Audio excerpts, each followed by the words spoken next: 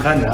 Apalagi materi-materi yang diberikan itu juga menurut saya singkat, padat dan jelas, sangat membantu saya dalam belajar karena materinya ini kan banyak.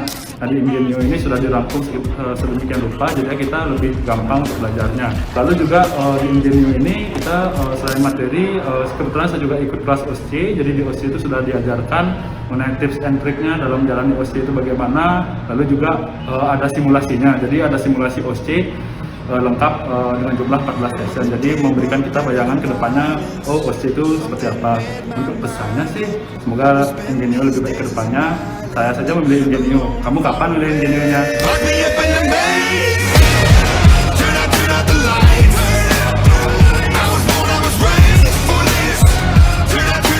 Halo, namaku Vina. Hari ini aku ikut tryout simulasi OSC di Ingenio. Aku Ingenio, kamu kapan?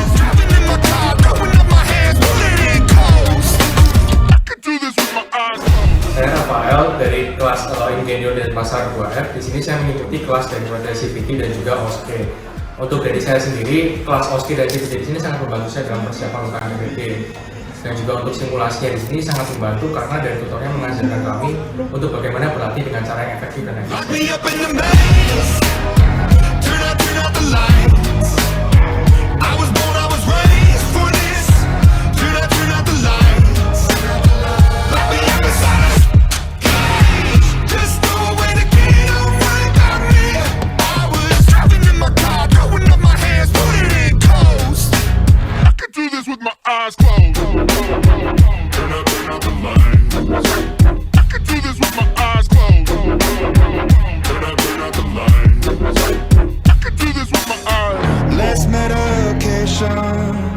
Less manifestations, mantras, meditation, throw it all away. All the places I've been, all the blood that I've bled, I've been broken down and beat up, but I still get ahead. All the faceless embraces and the tasteless two faces, killed and resurrected cause I'm Indonesia, one, two. up in the maze.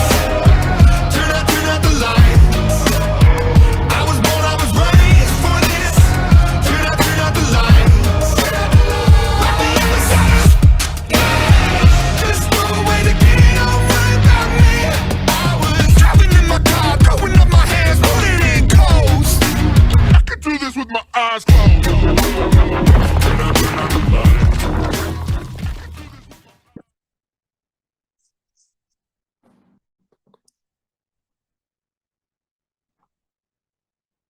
To ignore what's on our minds. Yeah, that was driving home in the middle of the night. I can bring myself to say goodbye. I was driving home in the middle of the night. And there's no good way, yeah, there's no good way. I'm chasing fire when I'm running after you. You got that something that I never wanna lose. Yeah, it's like dancing when the sun's already over, moving without getting any closer. I'm chasing fire when I'm running after you. Keep chasing fire, no other way, no other way. Keep chasing fire, no other way, no other way. I was driving you home in the middle of the night, but I couldn't bring myself to say goodbye. I was driving you home, even if I go, even if I stay. I'm chasing fire when I'm running after you. You got that something that I never wanna lose. Yeah, it's like dancing when the sun's already over, moving without getting any closer. Indonesia, Indonesia, Moving without getting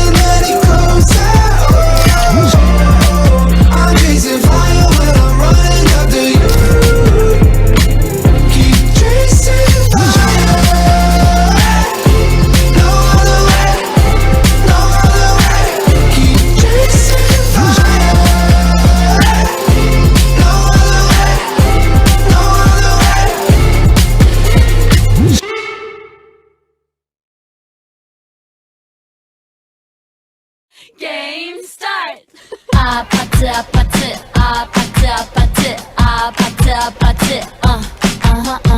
Ingenio Indonesia kini hadir menjadi Ingenio Fit 2.0 dengan fasilitas yang lebih lengkap. Terdapat file rekaman berkualitas, 6 buku full color yang menarik, dan file PDF untuk belajar kapan saja dan di mana saja. Nikmati member card lifetime benefit, garansi sampai lulus, dan layanan psikolog untuk mendukung penuh proses belajarmu. Bersama Ingenio, it's not that hard, seriously.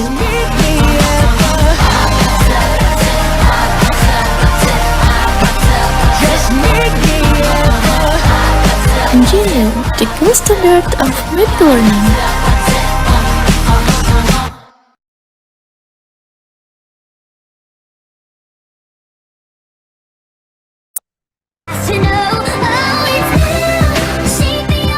Halo teman-teman, kenalkan, aku Arya dari kelas Denpasar 3D. Aku dari Universitas Farmadewa. Jadi aku mau ngasih testimoni sedikit terkait tes Ingenio. Jadi yang pertama, terkait pembelajarannya, di Ingenio itu pembelajaran sangat menyenangkan.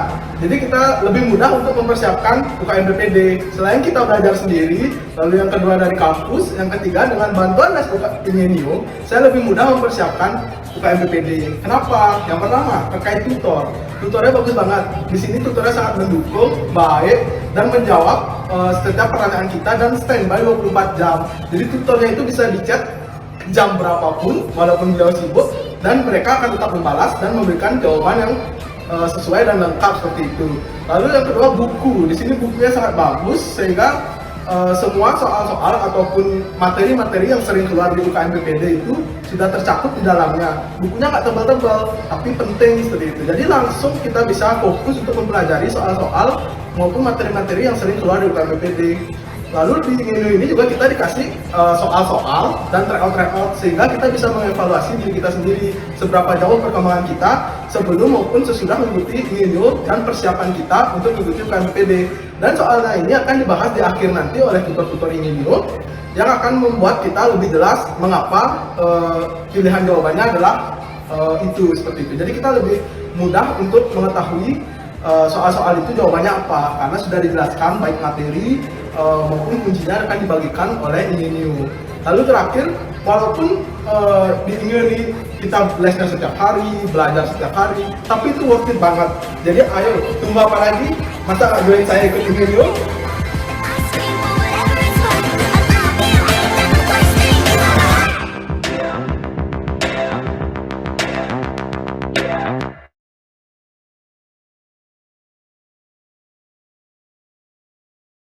Semuanya, saya Amanda. Hari ini saya mengikuti simulasi OSCE Ingenio.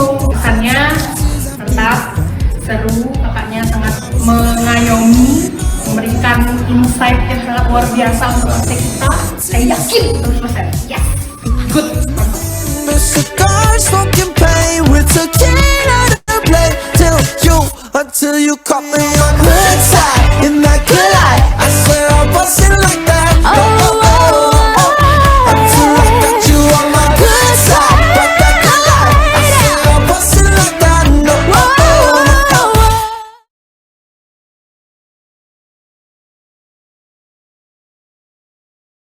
Halo teman-teman, nama aku Rian. Hari ini aku baru ada ikut USC di Ingenio. Untuk kesannya dari mekanisme, dari tutornya, alat-alat, dan juga cara ujiannya sudah sangat lengkap banget. Dari tutor kita sangat memfasilitasi, dari alat-alat teman-teman juga bisa lengkap dan lengkap banget. Kita bisa nyoba langsung. Intinya sukses terus untuk semuanya.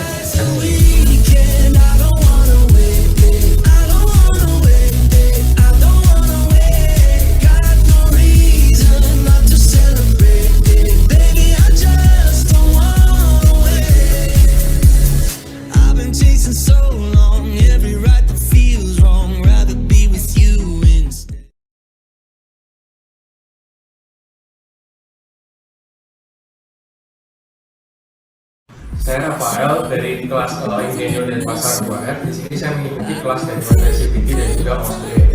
Untuk dari saya sendiri, kelas OSCE dan CPT ini sangat membantu saya dalam persiapan UKM dan juga untuk kelas kayak gini sangat membantu karena dari tutornya mengajarkan kami untuk bagaimana berlatih dengan cara yang efektif. Better than the weekend, take it back to when we said just friends. Don't wanna tell you something new. I'll never say I'll fall for you. I want it better than the weekend. You can show me just what I'm missing. Pretend. Don't wanna tell you something new. I'll never say I'll fall for you. I'm always back.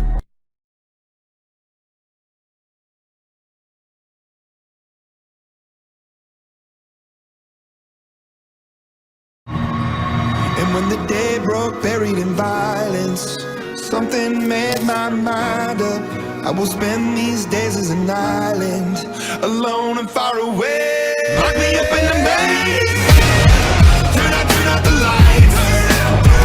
I was born, I was raised for this. Turn out the lights. Lock me up inside of. Just go away to get out, worry about me. I was driving in my car, throwing up my hands, pulling in cold. I could do this with my eyes closed. Turn out the lights. I could do this with my eyes closed. Turn out the lights. I could do this with my eyes closed. Semuanya, saya Amanda. Hari ini saya mengikuti simulasi OSCE Ingenio. Kesannya mantap, seru, kakaknya sangat mengayomi, memberikan insight yang sangat luar biasa untuk OSCE kita. Saya yakin 100%. Yes, good. Lock me up in the maze. Turn out the lights. I was born, I was raised for this. Turn out the lights. Lock me up inside. Halo teman-teman, aku Prisi Adrina, angkatan 2018. Untuk kesan dan pesan aku selama mengikuti OSCE UKM PTB Ingenio itu jadi lebih banyak ilmu, terus juga lebih siap menghadapi UKM PTB untuk batch Mei 2024. Semangat! I could do this with my eyes closed. Turn out the lights. I could do this with my eyes. Less medications. Less Halo teman-teman, nama aku Rian. Hari ini aku baru aja ikuti OSCE di Ingenio. Untuk kesannya dari mekanisme, dari tutornya, alat-alat, dan juga cara ujiannya juga sangat lengkap banget. Dari tutor juga sangat memfasilitasi. Dari alat-alat, teman-teman juga bisa lengkap, sudah lengkap banget. Kita bisa nyoba langsung. Intinya sukses terus untuk semuanya. promise honest. Yeah, they said runners are among us. Lock me up in the maze. Turn out the lights. Saya perkenalkan, nama saya Bayu dari kelas DPS 2C. Jadi di sini saya ingin menyampaikan kesan dan pesan saya selama les di Ingenio ini. Jadi kalau kesannya menurut saya sih menyenangkan ya. Apalagi materi-materi yang diberikan itu juga menurut saya singkat, padat dan jelas, sangat membantu saya dalam belajar. Karena materinya ini kan banyak. Nah di Ingenio ini sudah dirangkum sedemikian rupa, jadi kita lebih gampang untuk belajarnya. Lalu juga di Ingenio ini kita selain materi, kebetulan saya juga ikut kelas OSCE. Jadi di OSCE itu sudah diajarkan mengenai tips and triknya dalam menjalani OSCE itu bagaimana. Lalu juga ada simulasinya, jadi ada simulasi OSCE lengkap dengan jumlah 14 session. Jadi memberikan kita bayangan ke depannya, oh OSCE itu seperti apa. Untuk pesannya sih, semoga Ingenio lebih baik ke depannya. Saya saja memilih Ingenio. Kamu kapan memilih Ingenio-nya? Lock me up in the maze. Turn out the lights. I was born, I was raised for this. Turn out the lights. Halo, nama aku Vina. Hari ini aku ikut tryout simulasi OSCE di Ingenio. Aku Ingenio, kamu kapan? Driving in my car, throwing up my hands, pulling in cold. I could do this with my eyes closed. Saya Rafael dari kelas Ingenio dan Pasar 2F. Di sini saya mengikuti kelas dari materi CVT dan juga OSCE. Untuk dari saya sendiri, kelas OSCE dan CVT di sini sangat membantu saya dalam persiapan UKM PTB. Dan juga untuk simulasinya di sini sangat membantu karena dari tutornya mengajarkan kami untuk bagaimana berlatih dengan cara yang efektif dan efisien. Lock me up in the maze. Turn out the lights. I was born, I was raised for this. Turn out the lights. Lock me up inside a cage. Just go away to get out, worry about me. I was driving in my car, throwing up my hands, pulling in coast. I could do this with my eyes closed. Turn out the lights. I could do this with my eyes closed. Turn out the lights. I could do this with my eyes.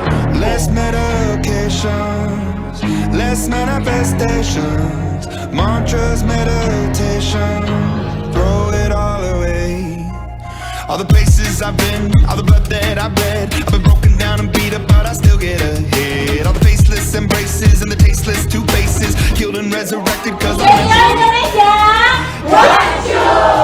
lock me up in the maze. Turn out the lights. I was born, I was raised for this. Turn out the lights. Lock me up inside. Just throw away the key, don't worry about me. I was driving in my car, throwing up my hands, putting it close. I could do this with my eyes closed. Turn out the lights.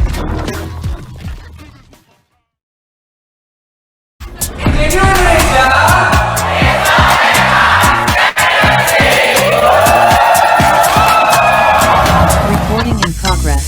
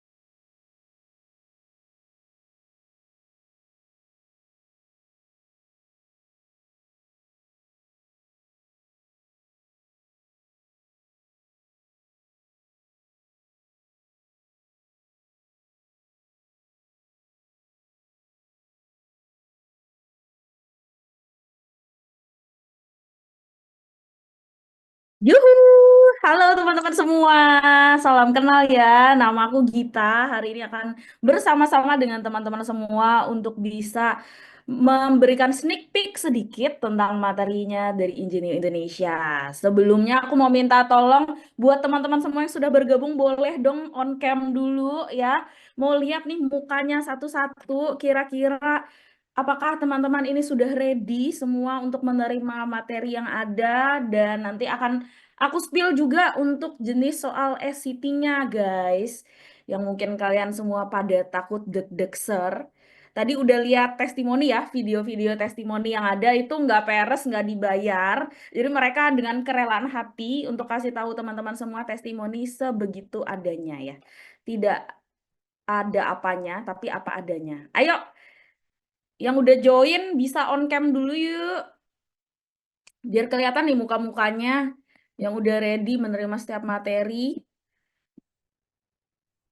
Ayo, ayo. Kita mau foto soalnya guys, sebagai bukti bahwa kita tuh udah pernah bertemu dan teman-teman udah pernah terpapar sedikit materi di Ingenio Indonesia. Ayo, kakak-kakak di sini apakah sudah ada yang on cam atau belum ada yang on cam? Mana nih? Kalau kagak ada yang on cam gimana kita mau mulai? Yuk, yuk, yuk, yuk. Mau foto dulu, abis itu baru kita doa, baru kita mulai. Ini kagak ada yang mau on cam. Aku ngomong sama siapa ya guys? Oke, mantap. Divana udah on cam, Agus, Intan, Divani. Nah, tuh kan pada cantik-cantik, ganteng-ganteng loh. Ngapain malu untuk on cam? Wih. Kalian ujian batch berapa guys? Apakah batch 2 ini? Ada yang batch 2 ini? Ada yang batch 2? Ataukah aku nanti masih batch 3? Ataukah aku nanti yang 2026? Wah. Makanya pada penasaran mau ikut ya, mau lihat soal SCT yang katanya mengerikan itu. Nanti kita spill di materi kali ini ya.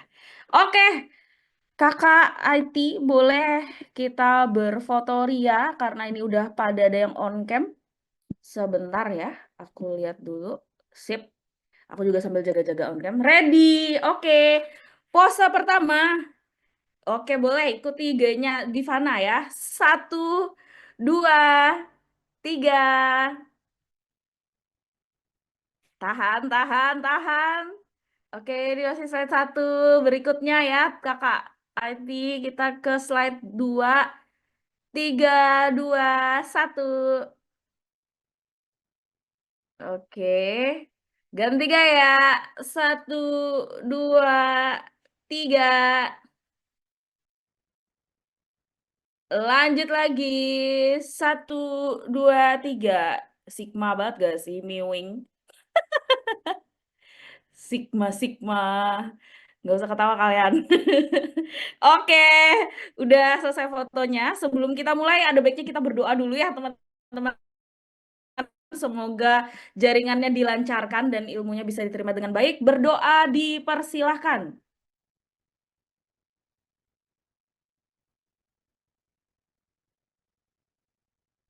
Amin. Oke, sekarang aku mau coba share screen dulu. Teman-teman siapkan catatannya ya. Mana tahu ada yang perlu dicatat-catat supaya tidak rugi kelas hari ini ya. Nah, untuk pertemuan pertama ini, jadi aku akan memberikan pemaparan sedikit sneak peek tentang materi ilmu penyakit dalam dulu ya, sebagai pemanasan kita. Oke, yang teman-teman pilih itu adalah temanya hematologi. Jadi, ini aku kasih gambaran dulu bahwa di UKM PPD itu materi apa saja sih yang keluar untuk dipertanyakan di soal-soal tuh ada ini, ada endokrin, sindrom metabolik, nefrologi, reumatologi, hematologi yang teman-teman pilih, ada tropik infeksi, gastrohepatologi, dan kegawat daruratan IPD. Nah, sebagai pilihannya teman-teman ada hematologi. Jadi apa sih yang akan kita bahas di hematologi ini? Sebenarnya ada lumayan banyak ya yang bikin bingung. Jadi bisa anemia, leukemi, polisitemi, agranulositosis, mielodisplasia sindrom, limfoma sebagai tambahan ya, dia keganasan tambahan lain dan juga di IC. Ini seputaran kita bahas. Waktunya akan 1 jam ke depan sampai dengan contoh soal SCT. Oke, sekarang kita masuk dulu ke pembahasannya anemia ya, teman-teman. Sudah tahu semua pasti orang yang dibilang anemia tuh kita lihat dari apa? Ayo, pemanasan dulu guys. Kita lihat hasil labnya deh. Hasil labnya kok kenapa kita bisa bilang orang nih anemia? Dari hasil lab kita lihatnya. Kalau dari pemfis ya konjungtiva anemis, dia pucat orangnya ya. Kalau dari hasil lab kira-kira dilihat apa? Boleh di kolom chat teman-teman, santai aja. Lihat apa ya di hasil lab, kita bisa tahu orang tuh anemia. Coba, iya benar, hemoglobinnya MCV, MCH, dan MCHC, benar sekali. Oke, good. Jadi anemia jelas di soal teman-teman nanti akan menemukan adanya HB yang turun. Itu kunci pertama. Oke, terus untuk membedakan jenis anemia nanti kita pikirkan ke arah penyakit mana, teman-teman harus cari juga pemeriksaan fisik di soal itu, adakah organomegali atau tidak. Bagan ini sudah kita bikin sedemikian rupa ya. Jadi kita klasifikasikan dua anemia ini, ada pembesaran hepar dan splennya atau tidak ada. Itu yang teman-teman highlight di soal. Apabila terdapat pembesaran hepar atau pembesaran limfa, maka nanti teman-teman lihat lagi apakah bilirubinnya ada yang meningkat atau ternyata bilirubinnya tidak ada peningkatannya. Nanti kita bagi dua. Ya, jadi yang ada permasalahan dalam proses bilirubinnya berarti nanti kita curigai, oh ini ke arah-arah anemia hemolitik. Tapi kalau tidak ada masalah dalam kadar bilirubinnya, kemungkinan besar kalau dia disertai dengan bisitopeni. Bisitopeni itu apa? Adanya penurunan dari kadar 2 dari 3 kadar besar yang kita lihat, ada HB, leukosit, sama trombosit. Bisitopeni itu 2 di antara 3 tersebut ya. Jadi misalkan trombositopeninya dan HB-nya turun itu bisitopeni contohnya. Nah, kalau ada itu berarti kita curiga jangan-jangan soalnya mengarah ke leukemi. Sampai sini dulu ya, pahami konsepnya kalau kita temukan adanya organomegali. Bagaimana dengan soal di situ tertulis Hb-nya turun, tapi di pemeriksaan fisiknya itu tidak terdapat organomegali. Maka teman-teman sudah bisa singkirkan si anemia hemolitik dan leukemi ini. Singkirin aja dulu kemungkinannya. Pikirkan kemungkinan lain. Apakah dia itu hipokromik mikrositik ya? Dilihat dari apa tadi? MCV, MCH, dan MCHC. Untuk profil hipomikro, normo-normo, atau megaloblastiknya. Kalau hipomikro, nanti kita curiga ke arah apakah orang ini anemia karena defisiensi besi atau anemianya karena penyakit kronik lainnya. Kalau ternyata MCV, MCHC, dan MCH-nya ternyata normal, semua kadarnya, apakah dia anemia aplastik, anemia karena perdarahan, ataupun anemia karena penyakit kronis, sedangkan yang megaloblastik, dia apakah anemia defisiensi B12 atau asam folat. Nah, ini kan secara umum garis besar. Tapi yang jadi pertanyaannya, apakah soal penyakit dalam pada pasien yang dewasa tentunya dia berpatokan pada profil MCV, MCH, MCHC? Ternyata jarang sekali teman-teman. Di soal UKM PPD, soal IPD itu jarang sekali dia mencantumkan profil tersebut. Sehingga untuk menjawab atau memiliki satu pendekatan soal anemia pada soal-soal UKM PPD, terutama di penyakit dalam, kita tidak menggunakan profil tersebut. Yang kita gunakan apa? Yang kita gunakan atau kita cari adalah faktor resiko di soal apa sih yang kemungkinan bisa menyebabkan pasien tersebut anemia. Jadi kalau soal UKM PPD-nya tidak ada profil MCV, MCHC, dan MCH, teman-teman tetap masih bisa mengarahkan anemianya ke arah yang mana dari penyebab yang kita gali di soal. Jadi kita gali satu-satu dulu ya teman-teman, dari yang dia anemia tapi tidak disertai organomegali. Yang pertama ada anemia defisiensi besi. Oke, sebelum kita lebih jauh, apakah aku terlalu cepat atau ini sudah sedang aja, teman-teman? Menurut kalian semua, apakah ini udah pas, Kak? Gitu. Kalau misalnya terlalu cepat, aku akan lambatkan lagi. Di kolom chat boleh. Pas, oke. Iya, kita panggil kakak aja ya, biar lebih akrab. Oke, berikutnya. Ini kita masuk ke anemia defisiensi besi. Akan tahu dari mana kita, soalnya mengarah ke sana. Satu, perhatikan pemeriksaan fisik, teman-teman. Apakah di soal itu nanti dia ada mencantumkan ditemukan adanya papil lidah yang atrofi.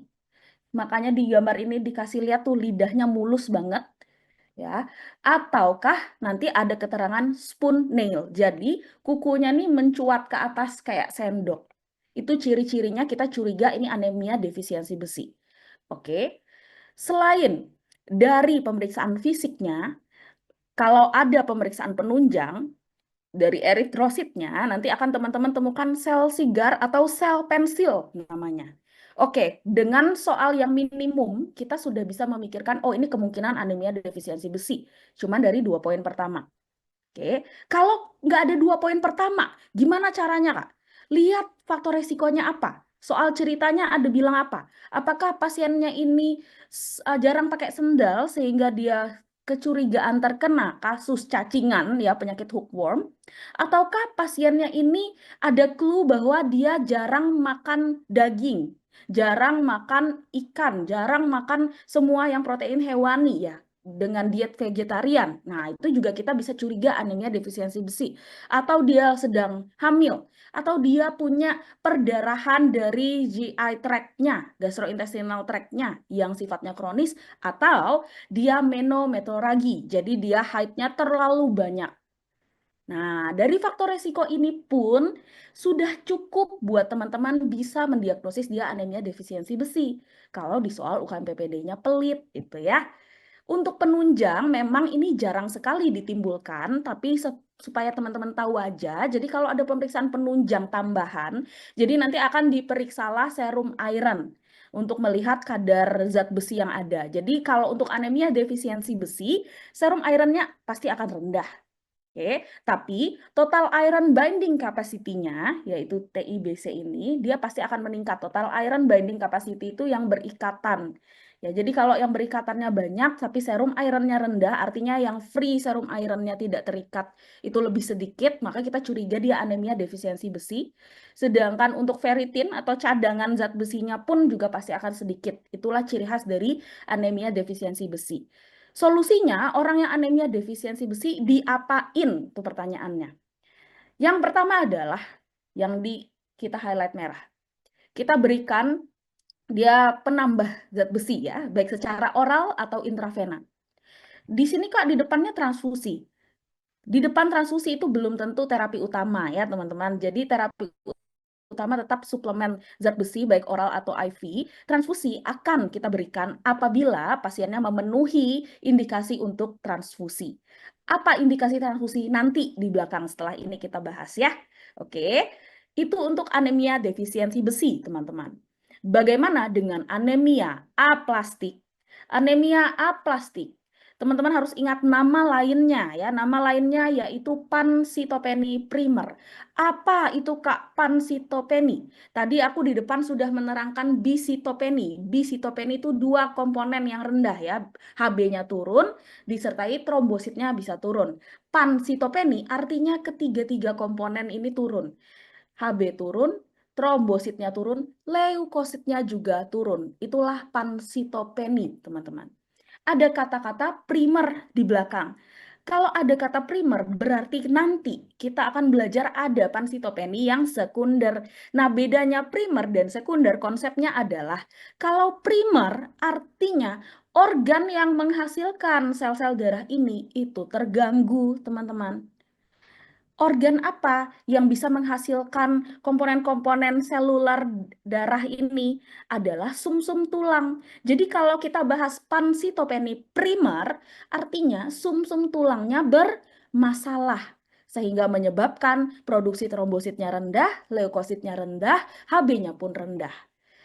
Pansitopeni primer, nama lainnya anemia aplastik. Nanti akan ditemukan gambaran hiposelular dan sumsum tulang sutul ini ya, terisi dengan vakuol-vakuol lemak.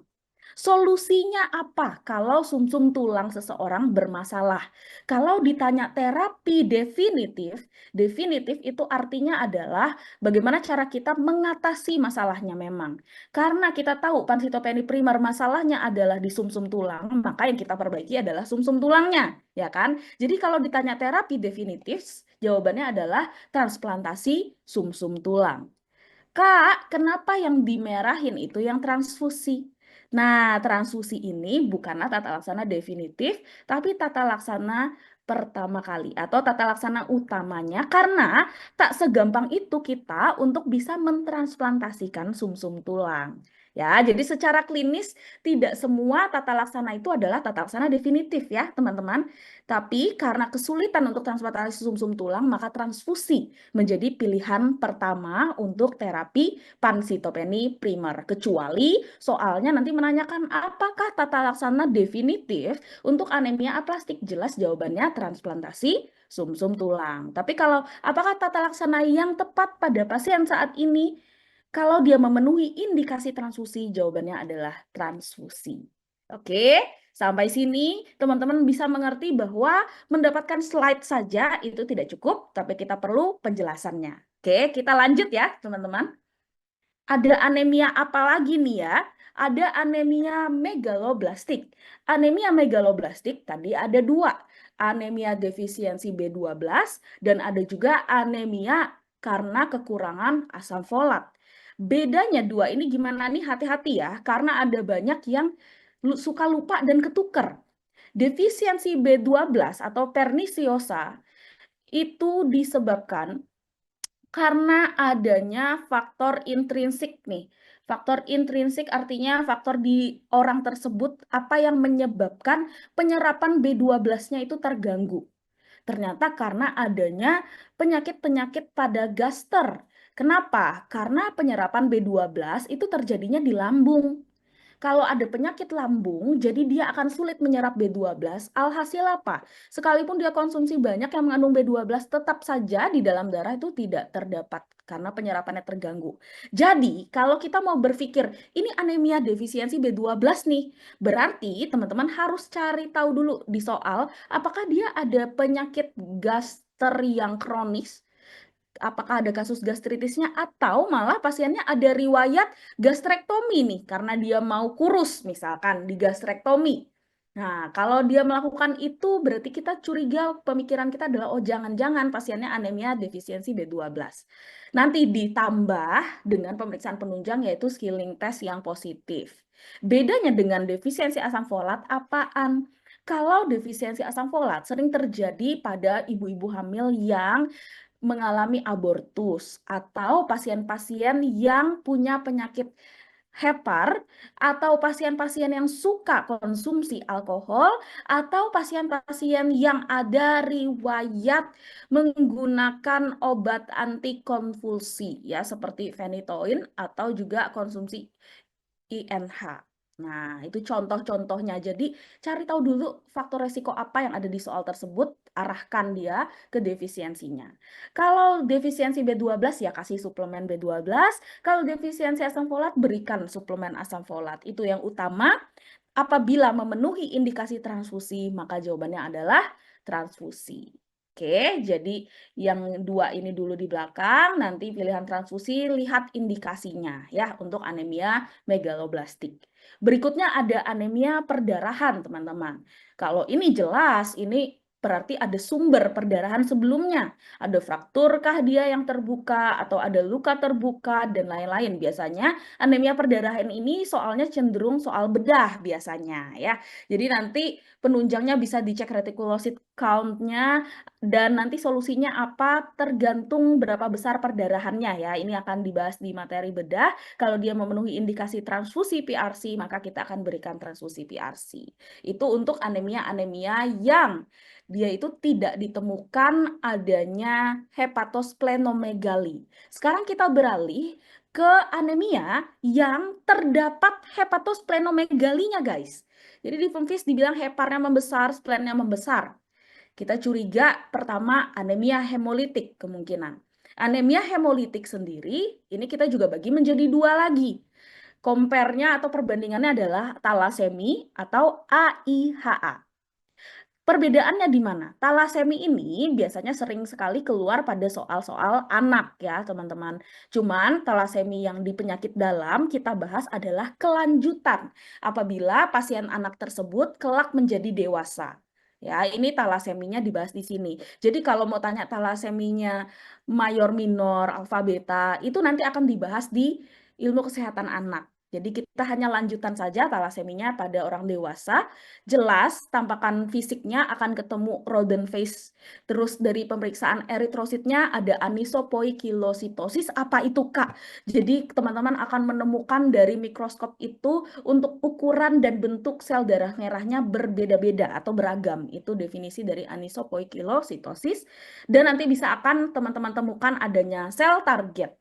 Tapi untuk pasien-pasien talasemi, kalau ditanya pemeriksaan penunjang utama atau yang menjadi pilihan penunjang diagnostik untuk pemeriksaan talasemi, jawabannya adalah HB elektroforesa ya teman-teman. Ini adalah penunjang diagnostik.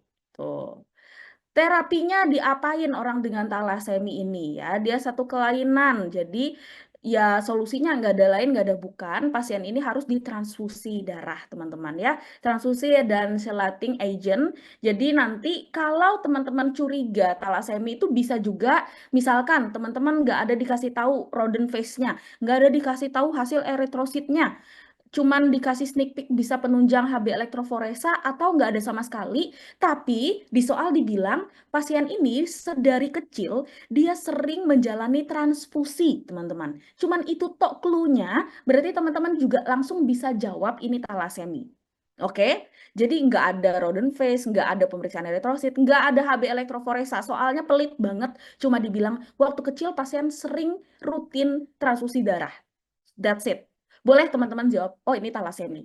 Boleh ya, karena kita kecurigaannya ke arah sana. Untuk pemeriksaan penunjang lainnya, serum iron-nya pada talasemi itu dia bisa saja normal, bisa juga rendah. Ini kalau kita masih buta banget mencurigai ini anemia defisiensi atau bukan ya, jadi dicek juga serum iron-nya. Total iron binding capacity-nya ini yang membedakan dari anemia defisiensi besi. Kalau total iron binding capacity di anemia defisiensi besi dia naik kan, tapi kalau di thalassemia dia bisa saja dia normal. Ferritinnya juga membedakan, nih paling membedakan. Kalau ferritin kan cadangan zat besi yang ada, kalau pada thalassemia dia normal atau cenderung tinggi cadangan zat besinya. Tapi kalau pada defisiensi besi tadi dia ferritinnya juga rendah sama seperti serum iron. Itu yang membedakan thalassemia dan anemia defisiensi besi, teman-teman ya. Berikutnya ada AIHA ya teman-teman, ini adalah suatu penyakit autoimun. Namanya autoimun ya berarti biasanya penyebabnya bisa genetik atau dia idiopatik. Oke. Ciri-ciri dari kapan Kak kita bisa diagnosis atau curiga ini adalah AIHA. Ini, dia ada riwayat melakukan transfusi dan tidak pernah cocok. Kenapa? Setiap kali di crossmatch juga dia ditolak. Karena komponen darah itu kan ada banyak ya, nanti kita akan lihat komponen darahnya, tapi biasanya orang-orang dengan AIHA itu karena penyakit autoimun, justru ketika dia ditransfusi, sel-sel sistem imunnya itu justru menyerang lagi, sehingga darah yang ditransfusi itu nggak ada yang pernah cocok. Oleh sebab itu, kita memberikan transfusinya bukan transfusi whole blood cell, PRC, enggak. Yang kita berikan transfusinya adalah wash red cells. Apa itu? Wash red cells itu jadi komponen darahnya dicuci lagi, disaring lagi, sehingga hanya sel darah merahnya saja. Kalau sel darah merah tuh nggak mungkin ditolak ya, jadi dia langsung pasti masuk. Jadi pada AIHA khusus dia akan mendapatkan wash red cells. Untuk mendiagnosis dari AIHA sendiri, kita melakukan penunjangnya itu tes KUMS. Jadi kalau teman-teman dapat soal anemia, lalu di penunjangnya dibilang KUMS tes positif, artinya dia didiagnosis dengan AIHA. Karena penyakit autoimun, teman-teman, semua penyakit autoimun itu dia mendapatkan steroid ya, dan juga imunosupresan. Untuk pemeriksaan darah lengkap sederhana lainnya bisa dilakukan Rolox formation. Oke, jadi dari yang tadi, semua jenis anemia, faktor resikonya jelas beda-beda ya, teman-teman. Terus tadi teman-teman lihat ada yang organomegali, ada yang tidak organomegali. Jadi pembedanya kalau untuk penyakit dalam itu seperti itu, tidak berpatokan pada hanya sekedar MCV, MCH, dan MCHC. Karena jangan kaget soal penyakit dalam kemungkinan tidak ditampilkan hasil lab seperti itu. Kalau soal anak biasanya muncul. Oke. Nah, sekarang di sini judulnya ini agak keliru ya. Judulnya kita coret dulu teman-teman di slide. Jadi ini adalah penjelasan tentang jenis-jenis transfusi darah yang ada. Jenis-jenis transfusi darah itu bisa diambil dari pemahaman konsep tentang komponen seluler di dalam darah ada apa saja. Whole blood artinya seluruh komponennya, tidak ada yang disaring-saring lagi, seluruh komponennya itu ditransfusikan. Ada yang PRC. Transfusi PRC itu artinya apa? Di dalam PRC itu packed red cells, artinya ada leukositnya, terus ada reduced PRC, ada washed PRC, ada frozen packed red cells-nya. Jadi di sana komponen-komponen selulernya, kemudian ada yang cuman trombosit aja, ada yang cuman granulosit paresis saja. Itu untuk komponen-komponen seluler. Darah itu tidak hanya seluler ya, ada juga non-selulernya. Ya, darah itu kan ada sel-sel darah dan cairan. Nah, tadi kita bahas sel-selnya, yang di tengah ini itu jenis cairan-cairannya. Ada plasma darah, ya kan? Jadi kalau mau transfusi komponen non-seluler, maka nanti akan ditransfusikan bisa fresh frozen plasma, ada single donor plasma, ada cryoprecipitate anti-hemofili. Jelas nanti yang ini akan diberikan pada pasien-pasien hemofili, ya. Berikutnya ada lagi derivat atau lebih dipecah lagi si plasmanya itu menjadi apa saja komponennya. Ada albumin, ada imunoglobulin, ada khusus yang transfusi faktor 7, 8, 9, ada yang resus imunoglobulin, ada plasma extender sintetik. Untuk lebih jauh lebih lengkapnya nanti ini dijelaskan juga di kelas ya, karena ini kita batasnya cuma 1 jam ya guys ya. Belum lagi soal. Nah, ini adalah sneak peek yang aku kasih tahu teman-teman, apa indikasi transfusi khusus untuk yang packed red cell ya, PRC, akan kita berikan pada pasien yang satu. HB-nya itu di bawah 7. Oke. Cuman hal ini bisa kita tunda apabila pasiennya memang asimptomatis. Jarang, tapi kalau HB udah di bawah 7 biasanya bergejala. Apa gejala anemia, teman-teman? Aku kasih clue 5L. Ayo, apa itu? Ada di iklan-iklan Sangobion. 5L apa itu? Tit, tit, tit, LL semua depannya. Ada yang ingat kah? Lemah, letih, lesu, lunglai, apalagi satunya ya. Pokoknya itulah 5L. Pasti bergejala. Oke, berikutnya. Indikasi transfusi PRC adalah bisa teman-teman berikan pada pasien yang HB-nya memang belum di bawah 7, guys. Jadi dia di range 7 sampai 10, tapi ada tapinya. Pasiennya ini gejalanya berat, misalkan GCS-nya sudah menurun, tidak kompos mentis lagi, atau kita cek dari oksimetrinya, saturasinya udah di bawah 90%, atau pasiennya itu ternyata ada murmurnya, atau pasiennya dalam kondisi shock. Tidak perlu menunggu HB-nya di bawah 7, kita bisa melakukan transfusi apabila ada gejala beratnya ya, di range 7 sampai 10.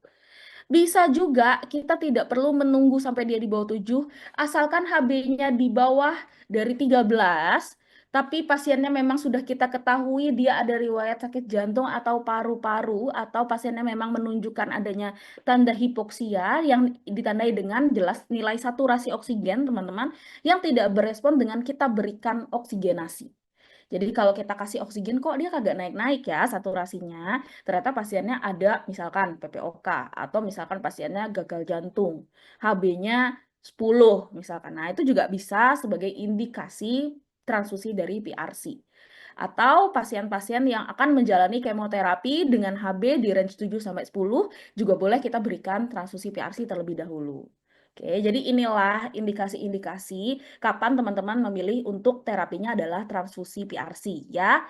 Untuk jenis-jenis transfusi lainnya tentu saja akan dibahas di kelas UKM PPD-nya Engineer Indonesia ya. Nggak mungkin kita bahas semuanya di sini.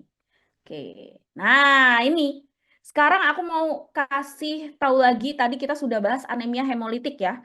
Organomegali positif ada anemia hemolitik. Kemungkinan yang kedua adalah apakah pasiennya kita diagnosis leukemia.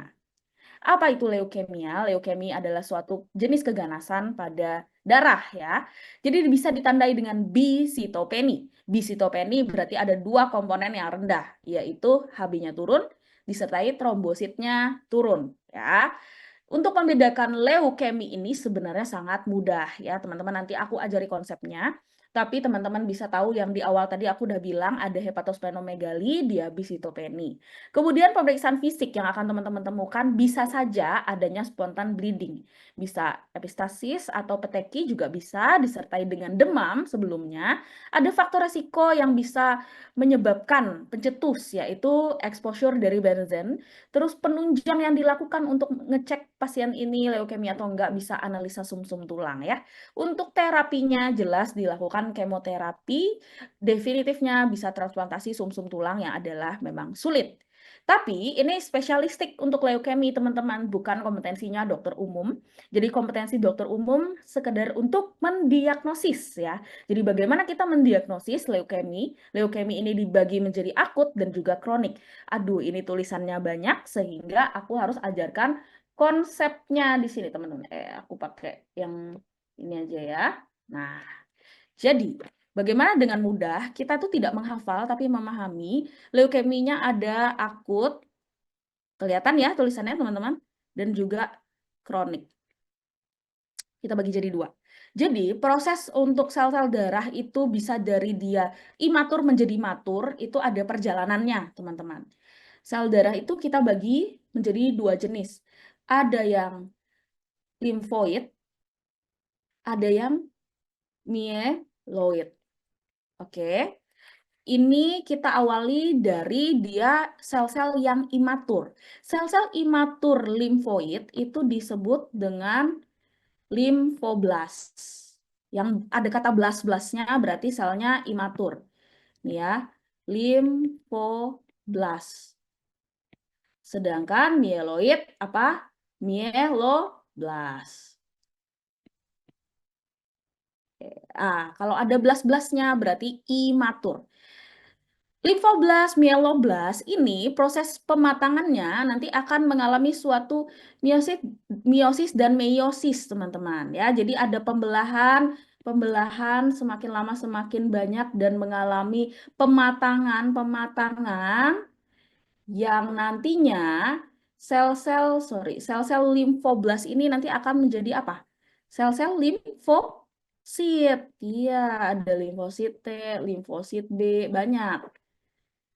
Sedangkan sel-sel mieloblas itu nanti akan menjadi sel-sel apa? Eosinofil, basofil, neutrofil, segmen, neutrofil, batang. Nah, jadi udah tahu ya bedanya. Nah, sekarang kita mau lihat yang akut tuh gimana. Namanya akut, dia kejadiannya cepat ya, atau early. Jadi kalau teman-teman lihat proses pematangan sel ini, kalau dia mengalami leukemi akut, artinya proses pematangan ini tidak terjadi. Karena kejadiannya akut, dia akan bermasalah di sini, teman-teman. Anggapannya di proses pematangan awal. Sehingga misalkan di sini ada permasalahan nih. Akibatnya apa, teman-teman? Sel-sel limfoblas ini belum sempat dia membelah dan menjadi dewasa, dia sudah terganggu. Itu leukemi yang akut tipenya. Menyebabkan apa? Ciri-ciri yang akut. Ketika ada permasalahan di sana, sel-sel limfoblas, mieloblas tidak mengalami pematangan. Akibatnya kalau kita cek di mikroskop ya, jadi nanti dia akan dominan sel-sel blast. Akan dominan kita temukan. Biasanya lebih dari 20% dari total komponen darah. Ya, jadi kalau ditemukan banyak sel blast, kita curiga ini leukemi akut. Itu dulu. Oke. Kalau dia banyak sel-sel yang masih imatur. Oke. Karena terjadi penggangguan pematangannya itu early, kita juga bisa menemukan adanya trombositopenia, dan biasanya pembentukan hemoglobin pun akan juga terganggu. Sehingga akan juga kita temukan anemia. Tuh, sering kali terjadi pada yang akut karena semua komponen darah itu akan terganggu proses pematangannya pada yang akut. Bedanya yang kronik gimana? Yang kronik itu dia ada beberapa bagian sel itu yang sudah sempat mengalami pematangan, teman-teman. Karena kronik kejadiannya lama. Jadi sempat dia ada pematangan terlebih dahulu, sehingga maka kalau akan teman-teman periksa, sel-sel blastnya pasti kurang dari 20%. Karena sudah sempat ada sebagian yang matur. Karena sebagian sudah ada yang mengalami suatu pematangan, maka kejadian anemia ini akan sangat jarang ditemukan. Kalaupun dia anemia, anemianya tidak berat, teman-teman ya. Bisa HB-nya 10, 11 gitu. Jadi, kalau yang kronik, teman-teman akan menemukan anemianya jarang. Dan trombositnya bisa saja normal. Bisa normal. Ya, jadi teman-teman harus bisa bedain dulu mana leukemi yang akut, mana yang kronik. Diingat ya, yang dominan sel blastnya berarti akut, biasanya disertai kasus-kasus anemia dan trombositopeni. Sedangkan kalau yang kronik, sel blastnya tuh sisa sedikit karena sebagian besar sudah mengalami pematangan, sehingga anemia juga akan jarang, trombosit juga bisa saja normal. Oke, ini akut dan kroniknya. Nah, jenis leukemi itu selain kita bagi menjadi akut dan kronik, dibagi juga menjadi apa? Ada yang AML, ada yang ALL, ya kan? AML dan ALL itu artinya apa? Kita bagi jadi dua ya. AML dan ALL. A itu artinya akut, teman-teman. Ya, jadi A itu artinya akut. M itu artinya apa? Sel mieloidnya. Sedangkan L, sel limfoid. Nah, jadi dari sini teman-teman udah ada clue. Jadi kalau AML, satu, pastikan dia akut. Yang kedua, teman-teman lihat nilai-nilai sel mieloidnya. Apa saja sel mieloidnya tadi ini? Eosinofil, basofil, neutrofil. Jadi kalau di soal dia ada menerangkan nilai-nilai eosinofil, basofil, neutrofil, berarti soalnya mau menekankan ke arah AML. Tapi kalau justru yang di-highlight adalah sel-sel limfosit dengan sel blast dominan, anemia, trombositopeni, oh ini berarti yang ALL. Konsep tersebut sama saja dengan kalau kasusnya kronik. Kronik itu dibagi jadi ada yang CML, ada yang CLL. Kronik artinya sel blast sedikit, anemia jarang, trombosit bisa saja normal. Mieloid berarti sel-sel mieloidnya. Kalau limfoid ya berarti nanti di-highlight adalah sel-sel limfosit. Ternyata kunci leukemia itu seperti itu aja, teman-teman. Jadi, teman-teman harus pahami ini dulu. Boleh silahkan di-capture sebelum aku kembali ke slide. Jadi ini nanti hilang ya, nggak akan ada lagi. Nggak bisa diulang, silahkan di-capture. 3, 2, 1, oke. Sekarang kita kembali ke slide ya. Nah, yang aku jelaskan tadi itu sebenarnya udah ada di sini, teman-teman. Cuman aku mau jelasin patfisnya aja supaya tidak dihafal ya. Nih, nanti sel limfosit B, limfosit T, kalau dia mengarah ke mieloid berarti nanti nilai neutrofil, basofil, eosinofil, dan juga monosit. Kalau ada langsung di soal ada tulisan aware rot, ini lebih ciri khas lagi. Aware rot hanya akan teman-teman temukan dominannya pada acute myeloid leukemia atau AML. Gitu, guys. Oke. Nah, kalau untuk khusus ALL sendiri, dia terbagi lagi jenisnya menjadi 3. ALL yang tipe L1, tipe L1 ini teman-teman akan menemukan sitoplasma selnya itu sedikit, tapi intinya dominan. Nih, jadi kalau teman-teman lihat, yang ungu gelap itu artinya intinya, nukleusnya, sedangkan ungu terang ini adalah sitoplasmanya, sangat sedikit sekali. Itulah ciri khas untuk ALL yang tipe L1. Sedangkan ALL tipe L2 itu sitoplasmanya dibilang prominent. Prominent artinya menonjol dia keluar. Nah, itu jenis sitoplasma pada ALL tipe L2. Sedangkan pada ALL tipe L3 ini ada vakuol-vakuol di dalam sitoplasmanya, teman-teman ya. Atau nama lain dari ALL tipe L3 adalah leukemi Burkitt. Limfoblasnya besar, sitoplasma basofilik, ada vakuol-vakuolnya di dalam sitoplasma. Kalau ini sifatnya nice to know karena lebih spesifik lagi dari ALL ya. Yang penting tadi yang di-highlight adalah teman-teman bisa bedakan leukeminya ini jenisnya akut atau kronik. Terus nanti teman-teman bisa bedakan ini tipe yang mieloid atau limfoid. Itu ya yang penting ya. Nah, sekarang kita lanjut lagi ke jenis kelainan hematologi yang lain, yaitu ada multiple myeloma. Multiple myeloma ini adalah suatu keganasan pada sel plasmanya, ditandai dengan singkatan yaitu CRAB, teman-teman, sebagai suatu cardinal sign. CRAB itu apa sih? C, mewakili kondisi hiperkalsemia. R, mewakili kondisi renal failure, jadi nanti tanda renal failure itu apa sih? Ureum kreatinin meningkat. Itu tandanya ya, teman-teman ya. Terus anemia ditandai dengan apa? Tadi HB-nya turun.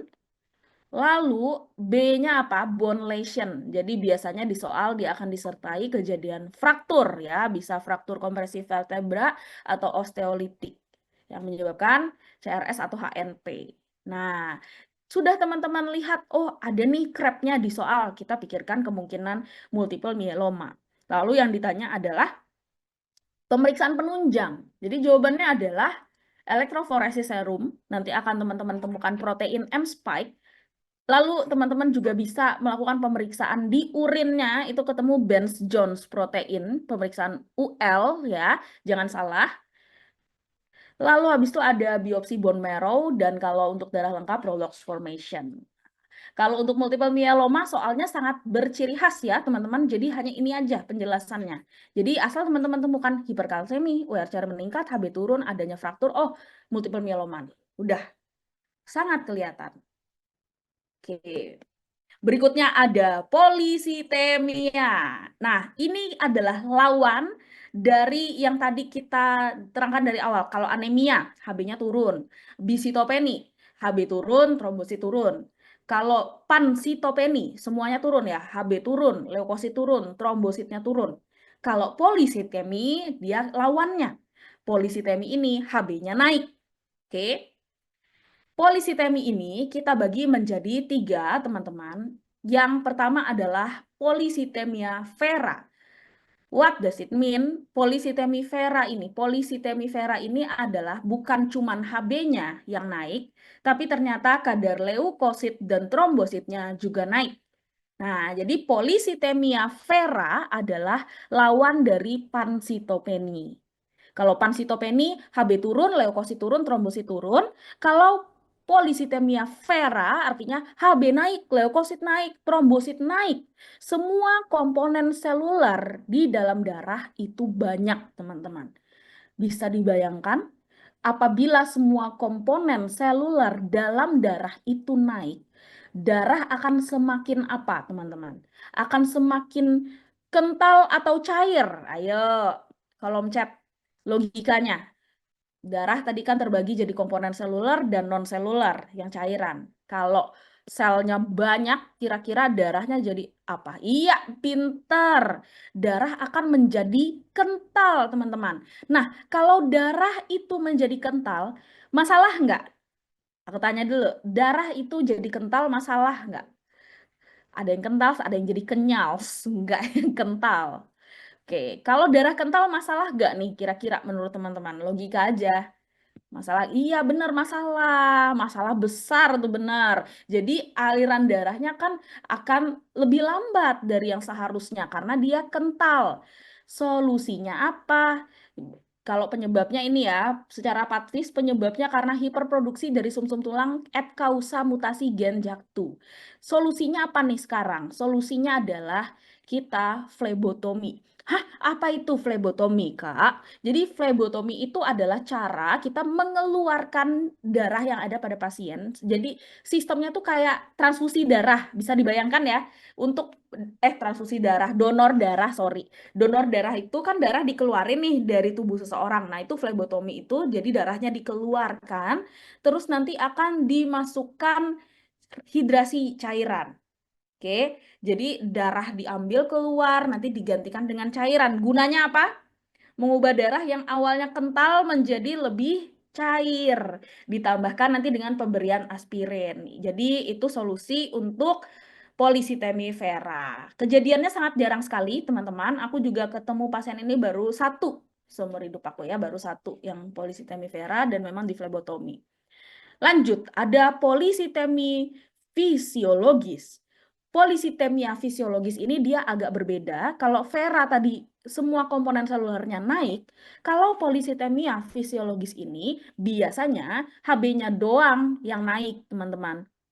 Leukositnya normal, trombositnya pun normal. Biasanya kalau polistemia fisiologis ini terjadinya kejadiannya tuh normal sebagai suatu mekanisme kompensasi. Jadi polisitemia fisiologis ini bukanlah suatu penyakit, tapi suatu respon tubuh apabila tubuh ini tinggal di daerah-daerah yang rendah akan oksigen. Contoh daerah-daerah yang rendah akan oksigen itu adalah daerah-daerah pegunungan ya, dataran tinggi.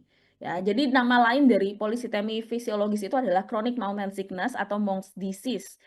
Karena oksigenasi itu kurang dari luar, maka darah ini akan berkompensasi untuk memproduksi hemoglobin lebih banyak supaya sel-sel hemoglobin tersebut bisa mengikat oksigen yang ada itu jauh lebih banyak. Sekalipun oksigen di luarnya kurang.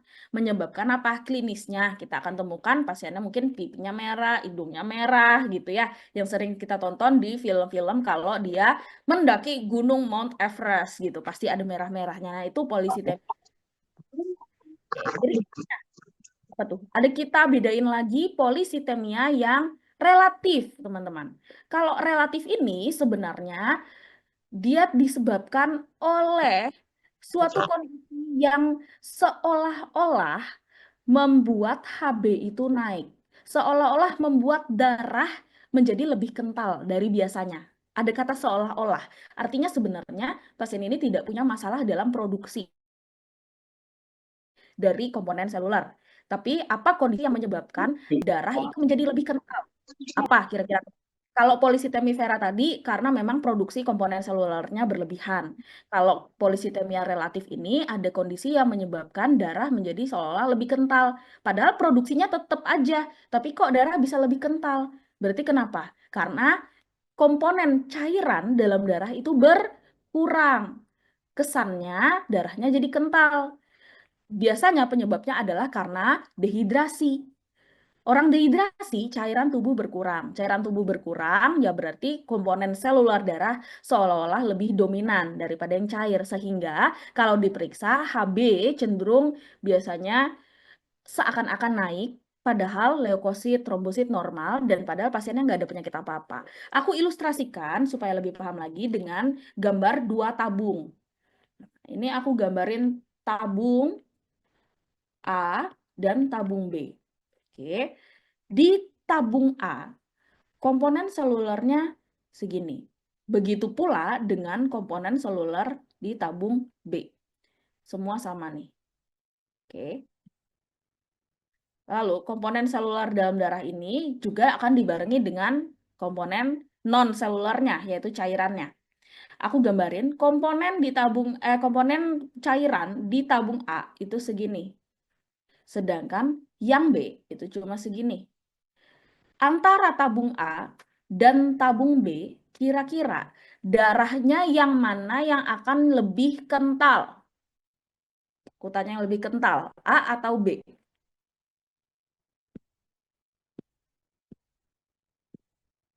Iya, benar sekali. Jadi, komponen di tabung B ini darah lebih kental. Why? Karena cairannya lebih sedikit.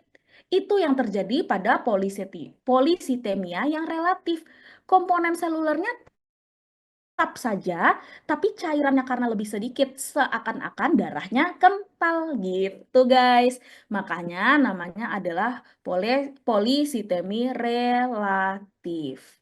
Oke, seperti itu guys. Nah, sekarang ada lagi nih, ya sabar. Hematologi emang banyak. Ya, ini hanya at glance saja.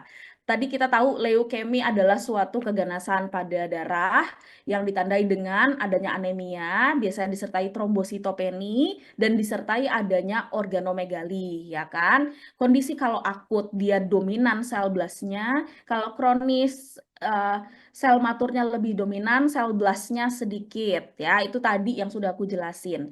Nah, ternyata ada lagi suatu penyakit yang disebut dengan MDS nih teman-teman. What is MDS? Myelodysplasia syndrome. Sindrom berarti adalah suatu kumpulan gejala. Jadi myelodysplasia ini adalah apa? Myelodysplasia syndrome itu adalah suatu kondisi pansitopeni sekunder. Oke. Pansitopeni sekunder. Pansitopeni tadi apa berarti? HB turun, leukosit turun, trombositnya turun. Pansitopeni primer, primer ingat kalau ada kata primer berarti organ yang menghasilkan yang masalah, berarti sumsum tulangnya bermasalah, itu tadi anemia aplastik namanya. Tapi myelodysplasia syndrome itu bukan masalah di sumsum tulang.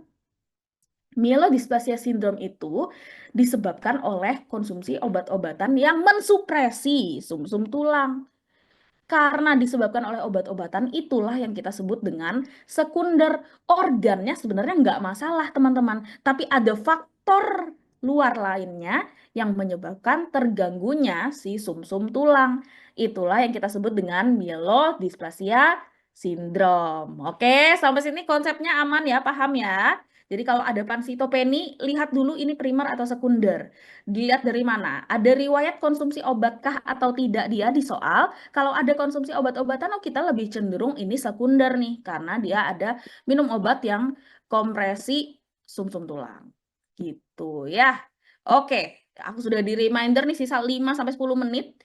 Jadi pas saja di IC ini nanti kita bahas lebih lanjut di pertemuan kelas ya. Diharapkan teman-teman join. Limfoma ada materi tambahan di luar dari hematologi tersebut. Nah, sekarang kita mau bahas soal nih yang teman-teman tunggu-tunggu dari tadi ya. Ini soal basic UKM PPD, teman-teman, yang masih multiple choice question. Kita coba ya, jawab sama-sama, teman-teman. Kita baca dari soal. Apa diagnosis pasien tersebut saat ini? Seorang laki-laki umur 30 tahun datang ke IGD dengan keluhan lemah dan muncul bintik kemerahan di kedua tangan. Riwayat demam naik turun sejak 10 hari yang lalu dan didiagnosis tifoid.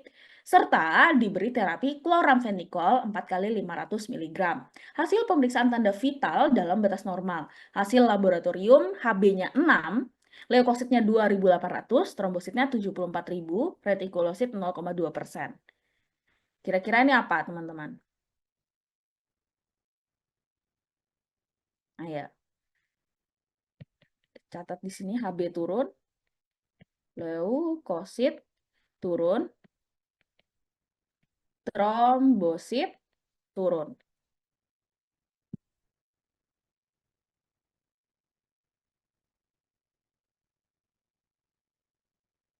Oke. Ada yang jawab E, ada yang jawab C, ada yang jawab B. Oke, sip. Mayoritas sih udah menjawab E ya, mayoritas jawab E. Apakah jawaban ini adalah benar? Jeng jeng jeng jeng. Ternyata benar sekali. Jadi ini adalah pansitopenia sekunder. Tahu dari mana Kak sekundernya? Ini loh. Kloramfenikol kan adalah obat yang sifatnya supresi sumsum tulang ya. Jadi ini pansitopenia sekunder, nama lainnya adalah MDS tadi, myelodysplasia syndrome. Seperti itu contoh soal UKM PPD multiple choice question. Nah, ini contoh yang teman-teman tunggu-tunggu adalah soal SCT. Kita baca dulu teman-teman ya soal SCT ini. Jadi soalnya adalah seorang laki-laki berumur 30 tahun datang ke IGD dengan keluhan lemah dan muncul bintik kemerahan di kedua tangan. Hasil pemeriksaan tanda vitalnya dalam batas normal, labnya HB-nya turun, leukositnya turun, trombositnya turun, retikulositnya juga. Kalau ini premi pertama teman-teman ya, kalau Anda berpikir tentang, oh ini sindrom myelodysplasia nih. Oke, so far sampai soal ini, teman-teman pikir jangan-jangan dia MDS. Lalu premi yang kedua, dikasih tahu. Kemudian ada data tambahan. Ternyata pasien ini punya riwayat demam naik turun sejak 10 hari yang lalu dan sudah sempat didiagnosis tifoid, lalu pasiennya sudah dapat terapi kloramfenikol 4 kali 500 mg. Kira-kira apakah dari soal lalu premi 1 dan premi 2 ini ternyata teman-teman lihat teman-teman sangat setuju dengan semua pernyataan ini, ataukah teman-teman merasa ini nggak berhubungan atau ini teman-teman nggak setuju sama soalnya dikaitkan dengan premi 1 dan premi 2. Kira-kira gimana teman-teman? Ayo, ini jenis soal SCT nih. Kalau teman-teman dihadapkan soal seperti ini. Oke. Sip, teman-teman jawab sangat setuju, ya kan? Sangat setuju nih Kak, karena nyambung. Premi 1 kita curiga dia MDS, ya kan? Terus premi 2-nya ternyata dia ada riwayat mendapat terapi kloramfenikol. Jadi, saya sangat setuju dengan pernyataan soal ini, gitu kan? Artinya, ternyata jawabannya adalah benar sekali. Yang menjawab sangat setuju itu benar. Penjelasannya ada di sini, teman-teman. Sindrom myelodysplasia, seperti aku jelaskan tadi, sering menyebabkan pansitopeni. Ya, pansitopeni pada soal tersebut disebabkan oleh penggunaan kloramfenikol yang bisa memicu disfungsi dari hematopoiesis dari sumsum tulang. Sehingga dari diagnosis dan keterangan tambahan serta soal itu semua sangat relevan. Itulah alasan teman-teman menjawab sangat setuju. Yang jawab setuju gimana, Kak? Yang jawab setuju ya juga dapat nilai, teman-teman, pada SCT, tapi ya nilainya segini, cuma 15. Teman-teman akan mendapatkan nilai yang tinggi apabila tadi semua menjawab E, yaitu yang sangat setuju. Seperti itu contoh soal SCT. Mau lagi? Kita lanjut ya, lain lagi ya. Coba kita lihat. Ini soal SCT yang berikutnya. Soalnya pernyataannya sama seperti soal tadi, tapi premi yang pertama diubah. Jadi di soalnya dibilang, jika Anda berpikir tentang ini anemia hemolitik nggak sih? Gitu ya ceritanya. Lalu premi yang kedua dikatakan sama kayak tadi. Kira-kira dengan premi yang pertama ini dan pernyataan premi yang kedua, bagaimana tanggapan teman-teman? Ayo, ini soalnya diganti soal SCT-nya. Apa yang akan teman-teman pilih?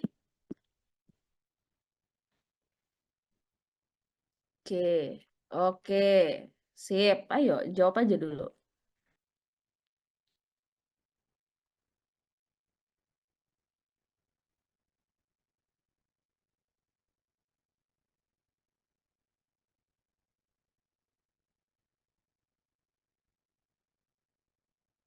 Ada yang jawab C, ada yang jawab B, ada yang jawab A. Oke. Jawaban manakah yang paling tepat ya, yang mendapatkan poin paling besar ternyata adalah teman-teman yang menjawab A ya. Jadi asal tahu konsepnya tadi teman-teman. Ternyata anemia hemolitik nggak ada kaitannya ya sama pernyataan pertama dan pernyataan yang kedua. Kalau anemia hemolitik itu ditandai oleh tanda-tanda hemolisis seperti retikulositnya tinggi, peningkatan bilirubinnya, dan LDH yang tinggi. Tapi biasanya anemia hemolitik itu tidak menyebabkan pansitopeni ya. Dalam kasus ini nggak ada bukti hemolisisnya sama sekali. Penggunaan klorfenikol pun hanya menginduksi terjadinya anemia hemolitik pada penderita defisiensi J6PD saja. Jadi ini tidak ada relevannya antara pernyataan soal dan premi 1 lalu ke premi 2. Sehingga jawaban paling tepat adalah teman-teman yang menjawab A tadi atau -2 yaitu sangat tidak setuju. Oke? Sampai sini udah ada gambaran ya kan? Kalau yang jawab netral tadi gimana Kak yang tidak berhubungan? Ya dapat nilai tapi cuma 10% gitu. Kalau misalkan yang jawab tidak setuju karena ragu-ragu nggak yakin, ya dapat juga nilai tapi cuma 15%, kecil sekali teman-teman. Jadi sangat disayangkan ya kalau teman-teman tidak yakin. Maka dari itu untuk mengerjakan soal SCT teman-teman bisa lihat ya bahwa pola pikir dan pemahaman itu adalah penekanan. Dan itulah yang ditekankan sama Ingenio. Kalau hafalan tidak akan mungkin bisa menyelamatkan teman-teman untuk mengerjakan soal SCT. Oke, itu aja mungkin gambarannya. Selanjutnya aku akan serahkan ke sesi berikutnya, itu sesi dari kakak marketing ya. Silahkan. Oke, bentar. Mana-mana wajahku. Cek. Oke. Salam kenal ya semuanya. Maaf saya baru bisa on cam. Nah, tadi sudah sama Kak Gita ya untuk materi IPD ya. Sangat wow sekali Kak Gitanya menyampaikan ya, termasuk teman-teman sudah mulai kenal ya dengan soal-soal SCT. Nah, izin saya Dr. Cynthia atau Kak Cynthia atau CCCM ya, jadi setelahnya dipanggilnya CC. Izin memperkenalkan Ingenio kepada teman-teman ya. Oke, mungkin sudah ada yang ini ya, banyak yang dengar atau bahkan sudah ada yang daftar ya teman-teman di Ingenio, tapi izinkan saya memberikan informasi tambahan terkait dengan Ingenio. Ingenio Indonesia di sini adalah lembaga bimbingan belajar bidang pendidikan non-formal yang berfokus kepada layanan pendidikan kedokteran dan ilmu kesehatan. Ingenio sudah resmi berbadan hukum berdasarkan keputusan Kemenkumham, dan Ingenio sendiri ingin menjadikan peserta didiknya sebagai seorang tenaga medis yang profesional, berhati nurani, dan berproses menjadi tangguh. Komitmen dari kita ingin menjaga nadi untuk terus berdenyut dalam sinergi pendidikan kedokteran dan ilmu kesehatan di Indonesia dalam rangka peningkatan pelayanan kesehatan dengan memperhatikan etika dan keilmuan. Untuk visi misinya sendiri ya, kita ingin bisa menjangkau ya seluruh mahasiswa dan tenaga kesehatan di Indonesia untuk menjadi tenaga kesehatan yang profesional, inklusif, dan unggul untuk mewujudkan Indonesia sehat. Di mana misi kami ya untuk mencapai visi tadi memberikan layanan pendidikan kesehatan yang relevan, berkualitas tinggi, berkelanjutan, didukung oleh infrastruktur dan teknologi. Kemudian kita mengajarkan juga dan mendidik berdasarkan keilmuan kesehatan terkini melalui pola pikir dan landasan teori yang kuat yang sudah teman-teman rasakan. Ya, harapan dari kita, teman-teman ketika lulus bisa mengobati atau memberikan memberikan advies medis dan lain sebagainya itu secara holistik. Kemudian memperluas jangkauan dan menyediakan layanan pendukung pendidikan formal untuk mahasiswa dan tenaga kesehatan di Indonesia. Untuk nilai-nilai Ingenio sendiri yang dianut adalah Insinyur PECO, Integrity, Respect, Perseverance, Excellence, dan Collaboration. Ya, nilai-nilai ini kita akan terapkan ketika teman-teman bergabung di Ingenio. Kemudian tersebarannya sendiri, kita sudah ada mulai dari Aceh sampai dengan Jayapura. Tetapi untuk ruko-ruko kita ada mulai dari Surabaya, Malang, Denpasar, dan ada di Jakarta. Nah, untuk datanya sendiri, rekapitulasi kita sejak Ingenio berdiri, sudah ada 16.518 partisipan UKM PPD dengan tingkat kelulusan rata-rata tiap batch-nya 92 sampai dengan 98%. Untuk keseluruhan peserta kita, mulai dari program preklinik sampai dengan UKM PPD, dan program PPDS, internship, dan kelas-kelas lainnya ya, ini lebih dari 37 peserta. Nah, kenapa sih kok harus Ingenio? Emang apa sih kelebihannya Ingenio dibandingkan bimbingan belajar yang lain? Ada 3, yang pertama kurikulum, yang kedua tutor yang unik, dan yang ketiga adalah fasilitas. Kurikulumnya kenapa? Kurikulumnya istimewa karena kita buat sesuai dengan standar nasional pendidikan profesi dokter di Indonesia yang dikeluarkan oleh KKI, di mana untuk SNPPDI ini yang terbaru adalah di tahun 2024. Kemudian kita juga menggunakan literatur sesuai dengan yang dianjurkan oleh PNUKM PPD, menyesuaikan soal dengan tren, ya contohnya adalah yang tadi SCT ya, jadi sudah ada gaung-gaung nih ya, bahwa untuk ujian UKM PPD akan berubah menjadi SCT dan kita sudah siap ya untuk menghadapi perubahan soal ujian dengan metode SCT. Ya, bimbingan kita sudah ready. Kemudian kita juga ada satu komando di divisi akademik. Yang kedua adalah tutor. Tutor di Ingenio itu terstandar ya dan sudah sesuai dengan quality control yang ditetapkan oleh Akademik Ingenio Indonesia. Kemudian yang ketiga adalah fasilitasnya. Untuk fasilitasnya sendiri, di sini ada fasilitas bimbingan OSCE yang di mana di Bali juga sudah ada rukonya, sudah ada manekinnya. Teman-teman bisa hands-on ketika bimbingan, ya alat OSCE-nya juga lengkap, disesuaikan dengan kasus-kasus yang keluar saat UKM PPD. Ya, ini gambaran alat-alatnya. Kemudian program dari Ingenio sendiri, kita memiliki program mulai teman-teman diterima di FK, yaitu program Rocket Plus. Kemudian preklinik, uji tahap bersama, ada bimbingan skripsi juga, ada UTB 2, UTB 1, dan UTB 2. Ini ujian yang ditetapkan oleh AIDKI ya. Kemudian prekoas, kemudian kelas komprehensif, jadi mungkin teman-teman punya adik nih yang mau koas dan ada ujian atau ada ingin mempelajari materi-materi koas sebelum dimulainya koas, bisa menghubungi dari teman-teman Ingenio Bali juga. Kemudian dokter muda, program kedokteran gigi, program kebidanan, ujian kompetensi, kemudian ada OSCE, ada international class, mulai dari preklinik sampai dengan uji ini ya, penyetaraan, kemudian pre-internship, dan persiapan PPDS dan advance class lainnya. Prestasi Ingenio di tahun 2018 mendapatkan anugerah Karya Pendidikan Indonesia 2018 sebagai lembaga pendidikan terpercaya dalam mutu dan kualitas pendidikan terbaik. Untuk prestasi di tahun 2022, kita juga menjadi Best Choice in Study Guidance Award. Dan yang terbaru di tahun 2024, di sini kita menjadi Top Millennial Choice in Medical Education. Nah, kemudian untuk seluruh materi Ingenio kita sudah daftarkan ke HAKI ya, ada hak cipta kekayaan intelektual, sehingga teman-teman tidak bisa menyebarkan materi-materi Ingenio secara sembarangan. Kemudian, salah pencet. Nah, kemudian untuk Ingenio sendiri, ya tidak hanya di bimbingannya, tapi kita juga peduli dengan saudara-saudara kita yang mungkin kurang beruntung ya di panti asuhan ataupun korban bencana alam. Dan kenapa kok harus teman-teman memilih Ingenio? Yang pertama adalah lokasi yang strategis, fasilitas lengkap dan nyaman, silabus materi sesuai dengan materi di kampus, tutor berkualitas, budget sesuai, mengajar dengan sistematis dan runut, kepuasan dan prestasi, kelas online ataupun offline ataupun hybrid, dan materi yang up to date.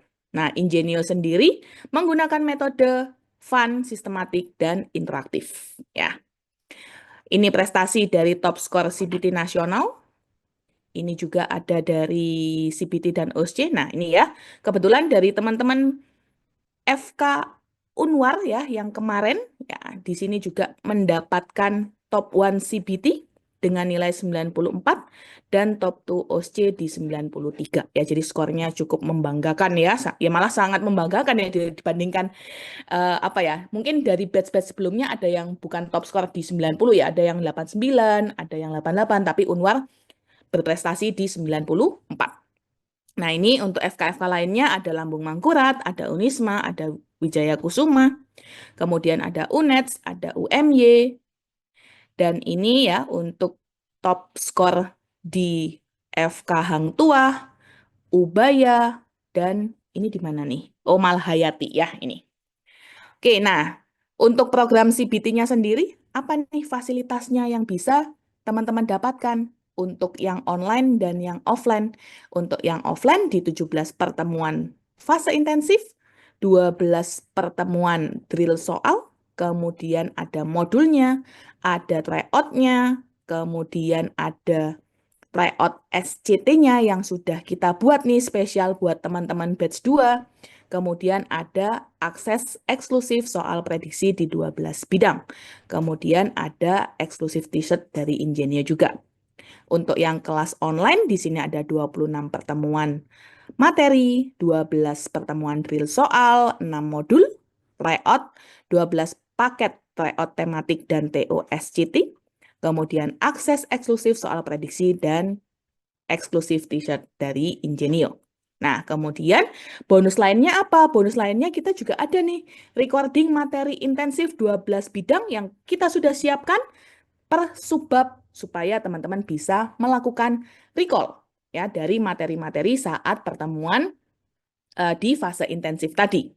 Kemudian ada soft file materi bimbingan 12 bidang ya, jadi teman-teman juga bisa melakukan pencatatan secara digital. Jadi kalau mau yang digital kita sediakan fasilitas PDF-nya. Kalau teman-teman mau ingin memakai buku, kita juga menyediakan bukunya. Ya, kemudian ada layanan psikolog klinis Ingenio, dan kalau boleh saya bilang Ingenio adalah satu-satunya bimbingan belajar yang memiliki psikolog klinis yang teman-teman bisa konsultasi dengan tim psikolog kita. Ya, kemudian ada garansi bimbingan, kemudian ada free 5 video upgrading class serta member card Ingenio dengan berbagai benefitnya. Nah, benefitnya apa? Benefitnya dari, sorry ya, ini yang tadi yang kecil itu tulisannya, 8 benefit baru dari peserta bimbingan Ingenio CBT 2025, ada TO tematik, ada PDF materi per 12 bidang, record materi juga, ada video upgrading, konsultasi dengan psikolog, dan garansi sampai lulus, serta member card Ingenio with lifetime benefit. So-worth it apa sih bimbingan di Ingenio? Dari seluruh fasilitas yang mungkin ada di bimbingan-bimbingan lain, Ingenio yang paling lengkap. Ya, mulai dari materinya, mulai dari soalnya, mulai dari prediksinya, mulai dari apalagi nih, modulnya, ya, kemudian ada garansi bimbingannya sampai lulus, kemudian bonus lainnya. Dari seluruh fasilitas ini, teman-teman akan mendapatkan 166 sampai 200 jam bimbingan dengan biaya per jamnya adalah di 21.000 sampai 23.000 per jamnya.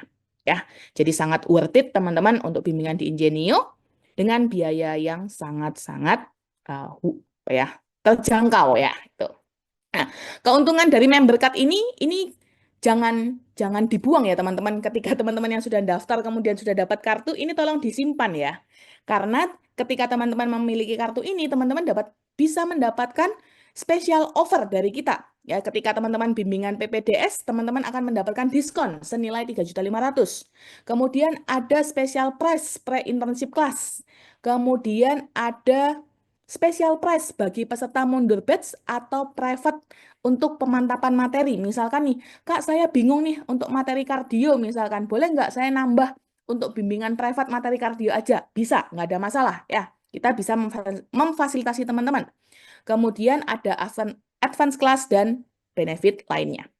Nah, untuk kartu yang teman-teman miliki, teman-teman juga bisa memakai di ini ya, partner kita ya, partner eksternal kita. Ada MedHub Academy. Ini bagi teman-teman yang ingin memiliki systematic review, literatur review, systematic review, teman-teman bisa mendapatkan special price di MedHub Academy. Kemudian bagi teman-teman nih yang lagi ingin mengumpulkan SKP, kan kita dokter harus mengumpulkan SKP ya, dalam 5 tahun ada 250 SKP, teman-teman juga bisa mengikuti pelatihan dan workshop di Lampintar. Ya. Kemudian teman-teman yang mungkin nanti lulus dan internship ya, kemudian ingin memenuhi persyaratan pre-internshipnya, internshipnya ya, teman-teman bisa cek di Parahita. Ya, teman-teman bisa mendapatkan diskon 25% untuk seluruh transaksi di seluruh cabang Parahita di Indonesia. Ya, jadi kartunya teman-teman itu sakti ya, bisa dipakai untuk ngecek lab. Kak, bisa nggak nih kartu saya gunakan untuk orang tua saya? Bisa. Ya, jadi teman-teman silahkan bawa kartu ini ke lab Parahita dan teman-teman juga akan mendapatkan benefit 25% bagi teman-teman dan keluarga teman-teman. Ya, itu. Nah, yang ditunggu-tunggu mungkin lokasinya ya. Lokasinya di sini Ingenio Bali ada di Jalan Gurita. Kemudian di Singaraja ada di pertokoan di area Terminal Pasar Banyu Asri.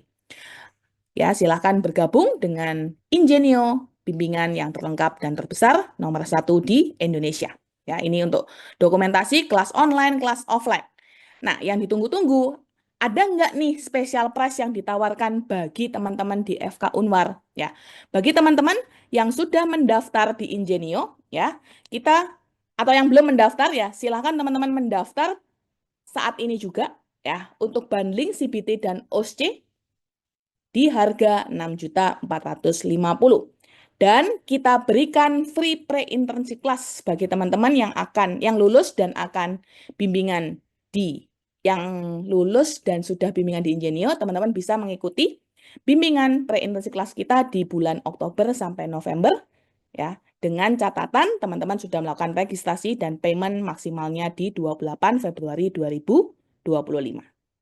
Ya, jadi bagi teman-teman yang sudah mendaftar sebelumnya, saya bisa dapat promo ini enggak, Kak? Bisa ya. Jadi nanti ada data yang sudah dikumpulkan oleh admin ketika teman-teman melakukan transaksi dan pengisian data dasar sebelum 1 Maret, berarti kan maksimalnya 28 Februari, teman-teman akan mendapatkan promo ini ya. Silahkan capture teman-teman ya, nanti jika teman-teman ingin mendaftar, Kak saya dapat info nih dari Kak CM ya, dari Mbak CM nih.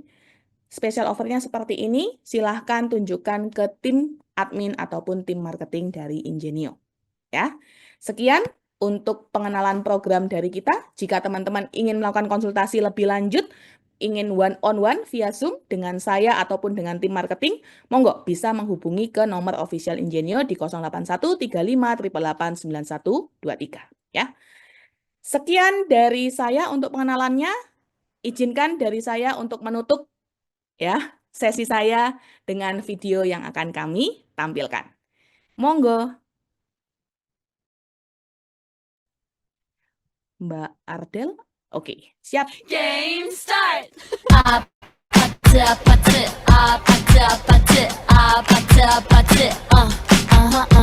Ingenio Indonesia kini hadir menjadi Ingenio Fit 2.0. Dengan fasilitas yang lebih lengkap, terdapat file rekaman berkualitas, 6 buku full color yang menarik, dan file PDF untuk belajar kapan saja dan di mana saja. Nikmati member card lifetime benefit, garansi sampai lulus, dan layanan psikolog untuk mendukung penuh proses belajarmu. Bersama Ingenio, it's not that hard, seriously.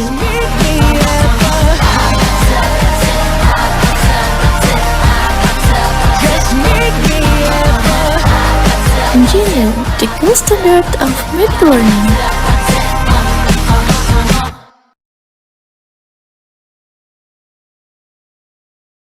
Semuanya, saya Amanda. Hari ini saya mengikuti simulasi OSCE Ingenio. Kesannya mantap, seru, kakaknya sangat mengayomi, memberikan insight yang sangat luar biasa untuk OSCE kita. Saya yakin 100%. Yes, good. Mr. Car smoking pain with tequila to play till you until you caught me on the good side in that good life. I swear I wasn't like that. Until I got you on my good side, but that good life. I swear I wasn't like that. No.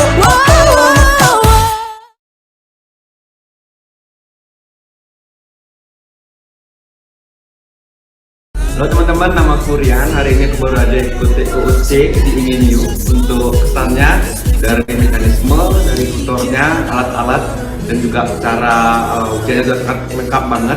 Dari tutor kita sangat memfasilitasi, dari alat-alat teman-teman juga bisa lengkap banget. Kita bisa nyoba langsung.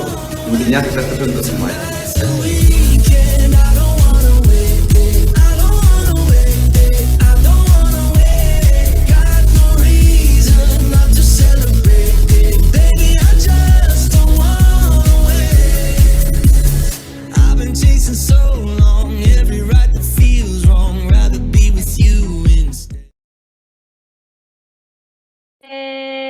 kita lanjut guys ke kardio ya.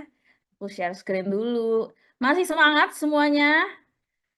Sisa 1 jam lagi. Kita belajar EKG nih sekarang. Baik. Ini pilihan teman-teman materinya adalah aritmia ya, karena di aritmia ini aku juga mengajarkan bagaimana teman-teman bisa baca EKG dalam waktu kurang dari 10 detik ya, itu klaim aku ya, nanti silahkan kita coba ya, apakah kurang dari 10 detik udah jago, pasti iya ya. Ilmu penyakit jantung dan pembuluh darah itu kalau di UKM PPD sebenarnya agak lumayan, dan distribusi soalnya biasanya untuk kardio sendiri itu nanti digabung dengan pembuluh limfa yaitu sekitar totalnya 6 sampai 7 soal. Jadi ya lumayan kalau dapat keluar soalnya ya. Nih, ada banyak materinya yang teman-teman pilih adalah aritmia. Aku akan coba jelaskan ini dalam 1 jam. Jadi beberapa poin aja ya untuk mencakup dalam 1 jam. Aritmia, teman-teman lihat kompetensinya 3A, 3B. Jadi nanti teman-teman sebagai dokter umum diharapkan untuk bisa mengerjakan soal aritmia ini baik dari diagnosis, tata laksana awal, dan tata laksana kegawat daruratannya. Sumbernya justru kita sudah pakai yang terbaru ya. Ada dari ISC dan AHA 2023 ya teman-teman. Untuk ACLS-nya masih sama. Oke, aritmia sendiri itu adalah suatu kelainan dari irama kelistrikan jantung, di mana secara garis besar kita akan bagi dia menjadi 2 bagian, yaitu apakah aritmianya itu ada nadinya atau tidak ada nadinya. Nadi yang dimaksudkan adalah nadi di bagian karotis, teman-teman ya. Jadi, pasien dengan aritmia, nanti kita akan cek ada nadi karotisnya atau tidak. Kita lihat dulu yang ada nadi karotisnya, yang with pulse. Yang ada nadinya, nanti teman-teman klasifikasikan saja. Apakah dia yang lambat atau kita sebut bradikardi ketika heart rate-nya di bawah 60 kali per menit, ataukah teman-teman ketemu nanti yang nadinya itu lebih dari 100 kali per menit. Oke, namanya juga aritmia ya, suatu kelainan. Jadi yang kita bahas adalah apakah dia terlalu lambat ataukah dia terlalu cepat. Untuk jenis-jenis bradikardi, di UKM PPD itu yang kita highlight itu ada 2, teman-teman. Ada sinus bradi dan juga ada AV block. Nanti aku ajarin gimana membedakannya. Kalau untuk yang takikardi, ini nanti ada banyak lumayan ya, sinus takikardi, supraventrikular takikardi, atrial fibrilasi, atrial flutter, ventrikular takikardi. Tapi untuk mengarahkan ke bagian bawah ini semuanya, teman-teman cukup lihat di soal apakah ada nadinya atau tidak. Itu dulu kuncinya ya. Ada nadinya, lihat nadinya berapa kali per menit. Di bawah 60, oh berarti ini bradikardi, kemungkinannya cuma 2, sinus bradi atau AV block. Kalau nadinya ternyata lebih dari 100, oke, kemungkinannya ada banyak nih ya. Nanti tinggal kita klasifikasikan lagi.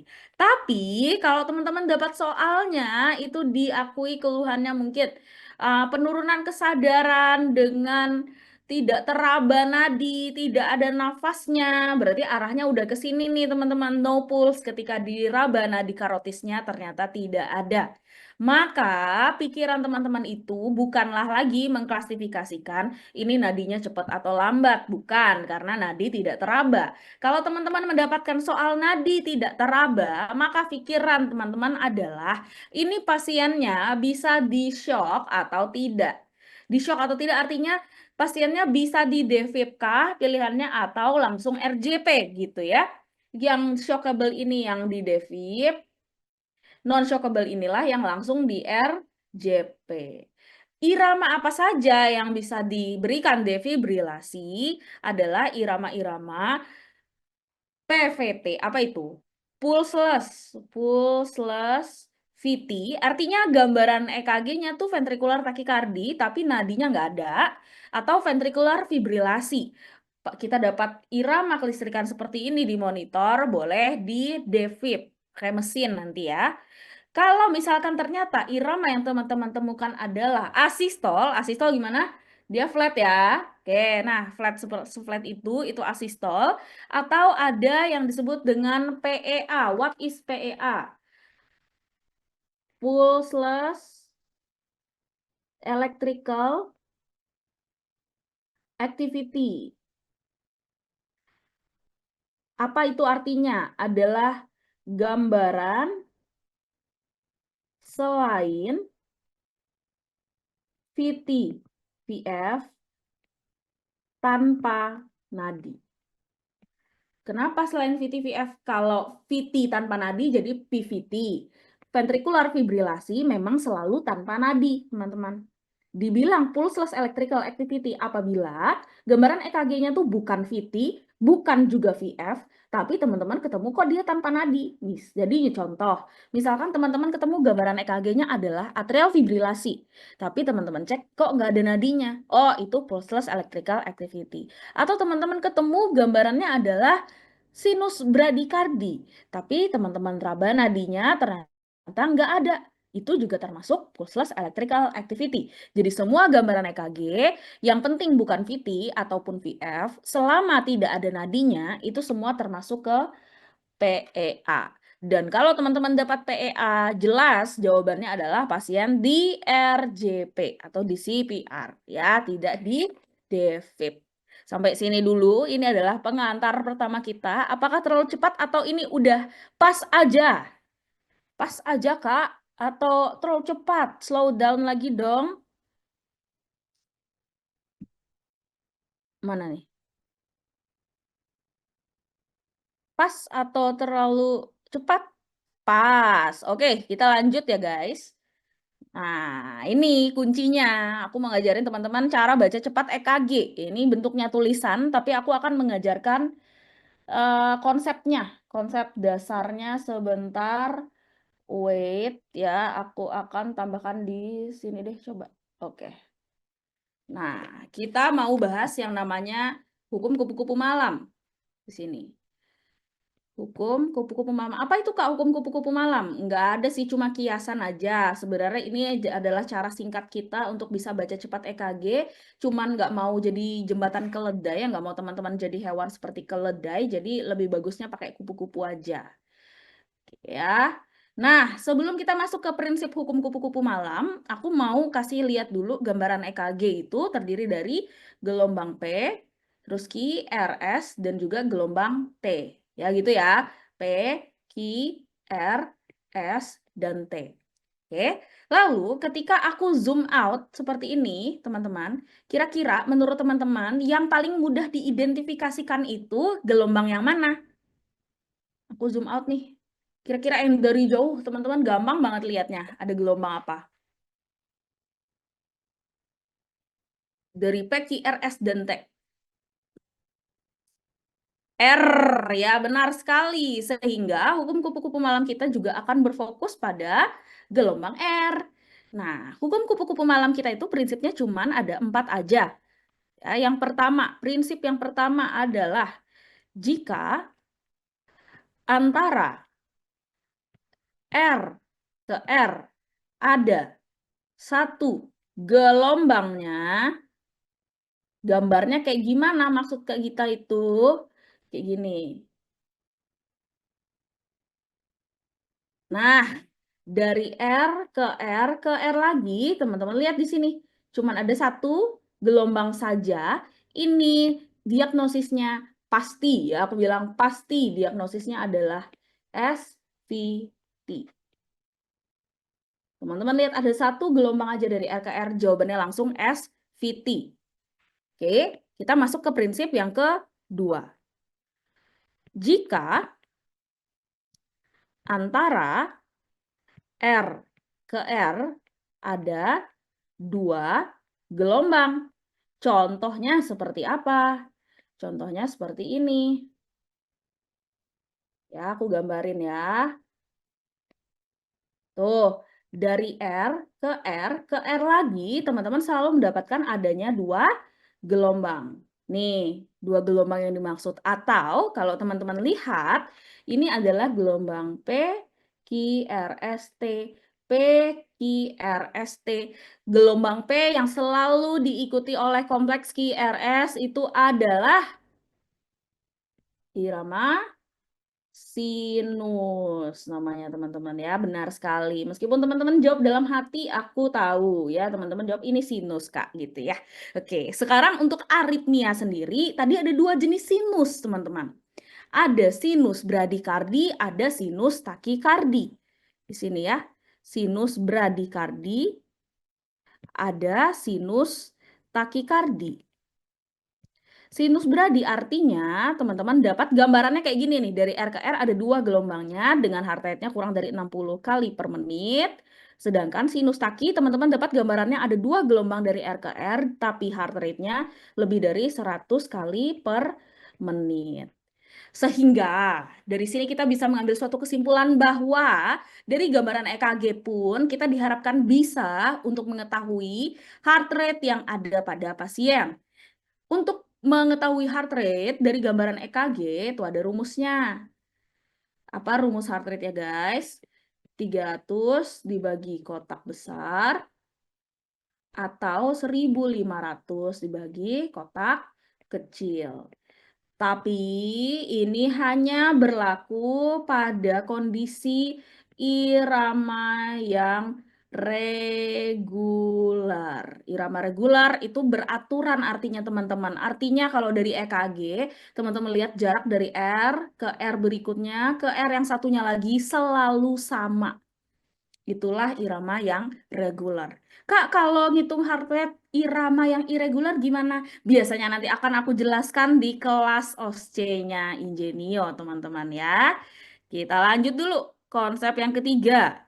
Konsep yang ketiga, jika antara R ke R ada apa? Kalau pasal pertama tadi dibilang ada 1 gelombang dari R ke R, pasal kedua ada 2 gelombang dari R ke R, maka poin yang ketiga adalah jika antara R ke R ada lebih dari sama dengan 3 gelombang, maka di sini teman-teman bolehlah bagi klasifikasinya menjadi 2, yang regular dan irregular. Irregular. Yang regular artinya tadi R ke R jaraknya sama, tapi gelombang dari R ke R-nya ada lebih dari sama dengan 3. Contoh gambarnya seperti apa? Ini aku gambarin ya. Nih gambarnya kayak gini. Terus ada lagi seperti ini. Nah, teman-teman lihat dari R ke R lagi, jaraknya ini selalu sama. Nih, konstan dia jaraknya. Tapi, kalau teman-teman hitung dari R ke R-nya ada lebih dari 3 gelombang. Ketemu gambaran seperti ini. Inilah yang kita sebut dengan atrial flutter. Oke ya. Cuman, jadi catatan buat teman-teman adalah atrial flutter ini bisa saja sewaktu-waktu dia menjadi irregular. Sehingga patokan kita tidak bisa hanya cukup sampai regular-irregular saja. Loh, lalu gimana Kak kalau dia misalkan atrial flutter tapi dia irregular? Kita memastikan ini atrial flutter dari mana? Ini, kita pastikan dari gambaran ciri khas dari atrial flutter, yaitu adanya sawtooth appearance. Oke. Atau bahasa Indonesianya adalah gigi gergaji. Oke, kalau ada gigi gergaji yang ditemukan hampir di semua lead, maka itulah atrial flutter, teman-teman. Kita lihat perbandingannya dengan gambaran EKG yang irregular, tapi R ke R-nya ada lebih dari 3 gelombang. Contoh gambarnya seperti ini. Tuh, jarak dari R ke R yang berikutnya ada perbedaan yang signifikan. Kalau teman-teman perhatikan, ini yang kita sebut dengan atrial fibrilasi atau disingkat AF, teman-teman. Ada yang menjadi ciri khas dari atrial fibrilasi, yaitu ketika teman-teman di sini tidak bisa mengidentifikasikan mana gelombang P-nya. Ya, nggak kelihatan ya, kok nggak ada gelombang P-nya, ada QRS-nya doang. Jadi, kalau misalkan di soal tidak menampilkan gambaran EKG, tapi dia akan bilang, gelombang P sulit diidentifikasikan, kemungkinan besar soalnya adalah soal atrial fibrilasi. Gitu guys. Ini untuk poin yang ketiga. Terakhir, cara kita baca EKG itu 4. Poin yang keempat yang terakhir yaitu kita berdasarkan visual aja langsung. Kalau garis lurus ini tadi sudah tahu ya teman-teman, ini adalah asistol. Oke, berikutnya ada gambaran dia gelombangnya ada sih, tapi nggak jelas apaan, tapi dibilang flat juga enggak. Nah, ini itu adalah ventricular fibrilasi. Biasanya pasien ventricular fibrilasi ini memang nadinya tidak teraba, guys. Oke, berikutnya kita ada ketemu gambaran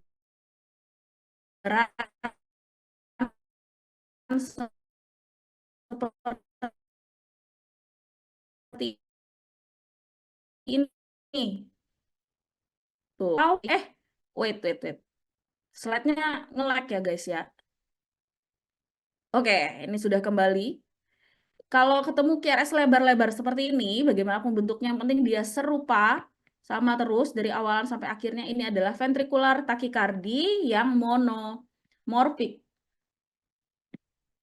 Sedangkan kalau teman-teman ketemu gambaran kumparan kadang besar, kadang kecil, besar lagi, acak-acakan, inilah yang kita sebut dengan ventricular tachycardy yang polimorfik, atau yang biasanya berkembang menjadi torsa de Poa. Di sini ya tulisannya torsa de Poa.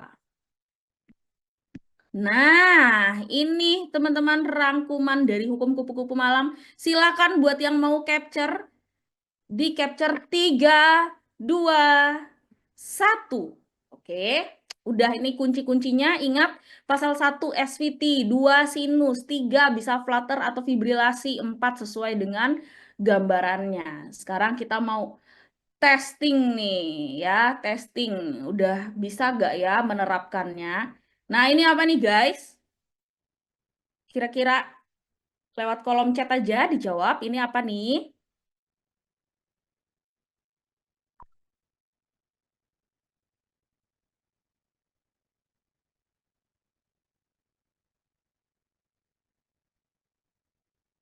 Ayo, ini apa nih guys? Dari R ke R ada 2 gelombangnya. Sinus takikardi, benar sekali. Ini adalah sinus taki. Kok bisa Kak? Ini kita lihat ya. Dari R ke R ada berapa gelombangnya? 1, 2. Oke, 2 gelombang berarti sinus. Lalu tahu takikardinya dari mana? Cari aja. Ini kan 2 kotak ya. 2 kotak, sedangkan cari heart rate 300 bagi 2. Ya udah, berarti 300 bagi 2 berapa? 150. Nah, berarti itulah takikardinya. Ini sinus takikardi. Good. Next. Nah, ini apa? Lihat dari R ke R-nya gimana. Terus teratur atau enggak? Iya, benar. Ini adalah atrial fibrilasi atau AF. Kenapa? R ke R ke R lagi. Dia tidak sama, guys, jaraknya. Lalu, teman-teman di sini tidak bisa tahu mana ya gelombang P-nya. Tuh. Itulah atrial fibrilasi. Oke, good. Next. Ini apa? Ayo, R ke R-nya lebih dari 2 nih. Ya, lebih dari 3 bahkan. Semua lead-nya kayak gitu. Ini ada ciri khas apa ini? Ayo, apa ini tadi ya? Atrial flutter, mantap jiwa. Ini adalah atrial flutter, good. Atrial flutter tidak pernah disingkat ya. Kalau singkatan AF itu khusus untuk atrial fibrilasi only, teman-teman. Kalau atrial flutter paling banter disingkatnya A titik flutter seperti ini. Oke, hati-hati ya, inisialnya sama soalnya. Next. Kok kecoret? Gak bisa deh next. Oke. Ini apa guys? Nah, ini apa? Dari R ke R kok cuma 1 gelombangnya?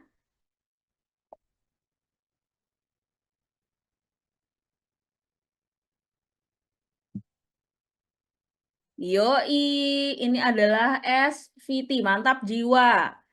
Lanjut. Ini apa?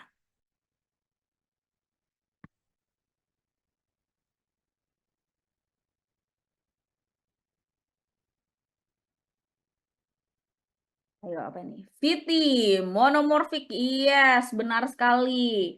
VT, monomorfik. Ya, QRS-nya lebar-lebar, terus dari ujung gambaran sini ke ujungnya berikutnya, bentukannya sama semua ya. Monomorfik, mono itu artinya 1. Morfik itu bentuk, jadi bentuknya 1 aja seragam. Itu ya, VT, monomorfik, QRS lebar. Next. Nah, ini apa nih guys? kumparan tadi guys, ada yang dia besar, ada yang dia kecil. Yes, VT polimorfik atau nama lainnya apa? Nama lainnya? Torsadepoa, benar sekali. Yes, VT polimorfik juga benar ya. Oke, good. Teman-teman udah bisa dan jago banget untuk baca EKG. Itu modal yang sangat cukup untuk teman-teman bisa masuk ke dalam bagian berikut ini, yaitu Advanced Cardiac Life Support, teman-teman. Udah bisa baca EKG-nya, aman. Kita lanjutkan ke ACLS. Sebelum menuju ke ACLS, kita kasih sneak peek dulu bahwa di ACLS itu kita akan membahas tentang masalah cardiac arrest. Cardiac arrest itu adalah yang tadi di depan, algoritma aritmia, tapi yang no pulse. Itulah cardiac arrest ya. Jadi aritmia yang no pulse itu nanti dibagi apakah dia di defib atau di RJP ya. Kalau dia di defib ya ini disease shock. Lalu paketannya teman-teman harus ingat, setelah orang tersebut di defib tetap dia akan di di RJP, sorry. Jadi setelah di defib lanjut RJP, itu adalah paketan satu kesatuan, ingat. Tapi tidak halnya dengan misalkan pasiennya PEA atau asistol. Bukan berarti habis RJP di defib, enggak. Dia hanya di RJP saja, makanya ada panah di bawah ini ya, panahnya habis di defib lanjut RJP. Itu adalah hal yang perlu teman-teman ingat, habis di defib langsung RJP. Sebelum ke ACLS, kita masuk ke Basic Cardiac Life Support dulu, teman-teman. Basic Cardiac Life Support ini biasanya aku rangkum langsung menjadi 4 poin. Apa yang harus teman-teman lakukan ketika menemukan orang yang tidak sadarkan diri? 1, teman-teman harus amankan diri teman-teman. Amankan diri, lingkungannya, dan pasien. Lalu yang kedua, teman-teman apa? Cek respon. Cek respon benar nggak dia nih nggak sadar gitu ya dengan AVPU. Alert, verbal, pain, unresponsive.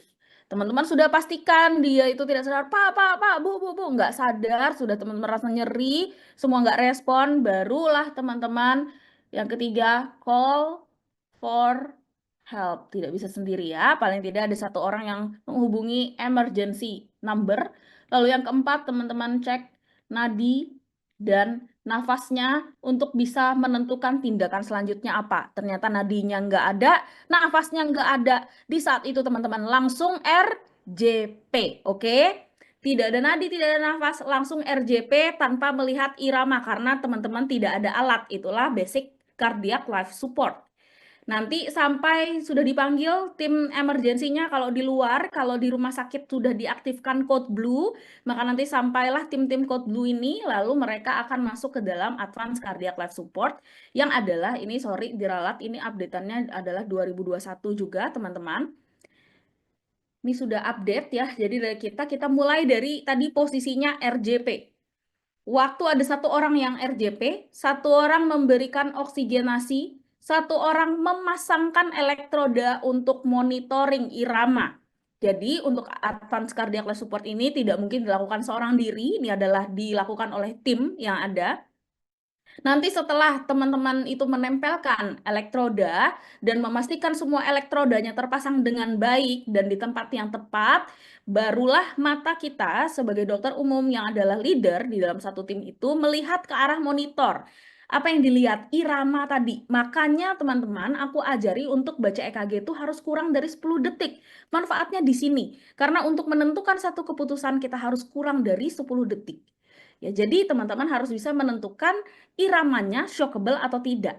Dari mana irama shockable atau tidak tadi? Tinggal teman-teman lihat apakah gambarannya VT-VF ataukah dia asistol atau PEA. Karena sudah dari awal kita pastikan nadinya nggak ada nih. Kalau gambarannya VF atau pulseless VT, maka yang teman-teman lakukan adalah defib. Itulah gambar kelistrikan yang pertama, di shock yang pertama. Di defib ya. Setelah di devip, ingat paketannya, habis di devip, I'm clear, you're clear, everybody clear, maka teman-teman lanjutkan untuk RJP. RJP itu dilakukan selama 2 menit dengan high quality CPR yang ada di mana? Ini, bisa dibaca nanti high quality CPR-nya seperti apa, dilakukan selama 2 menit, sembari orang lain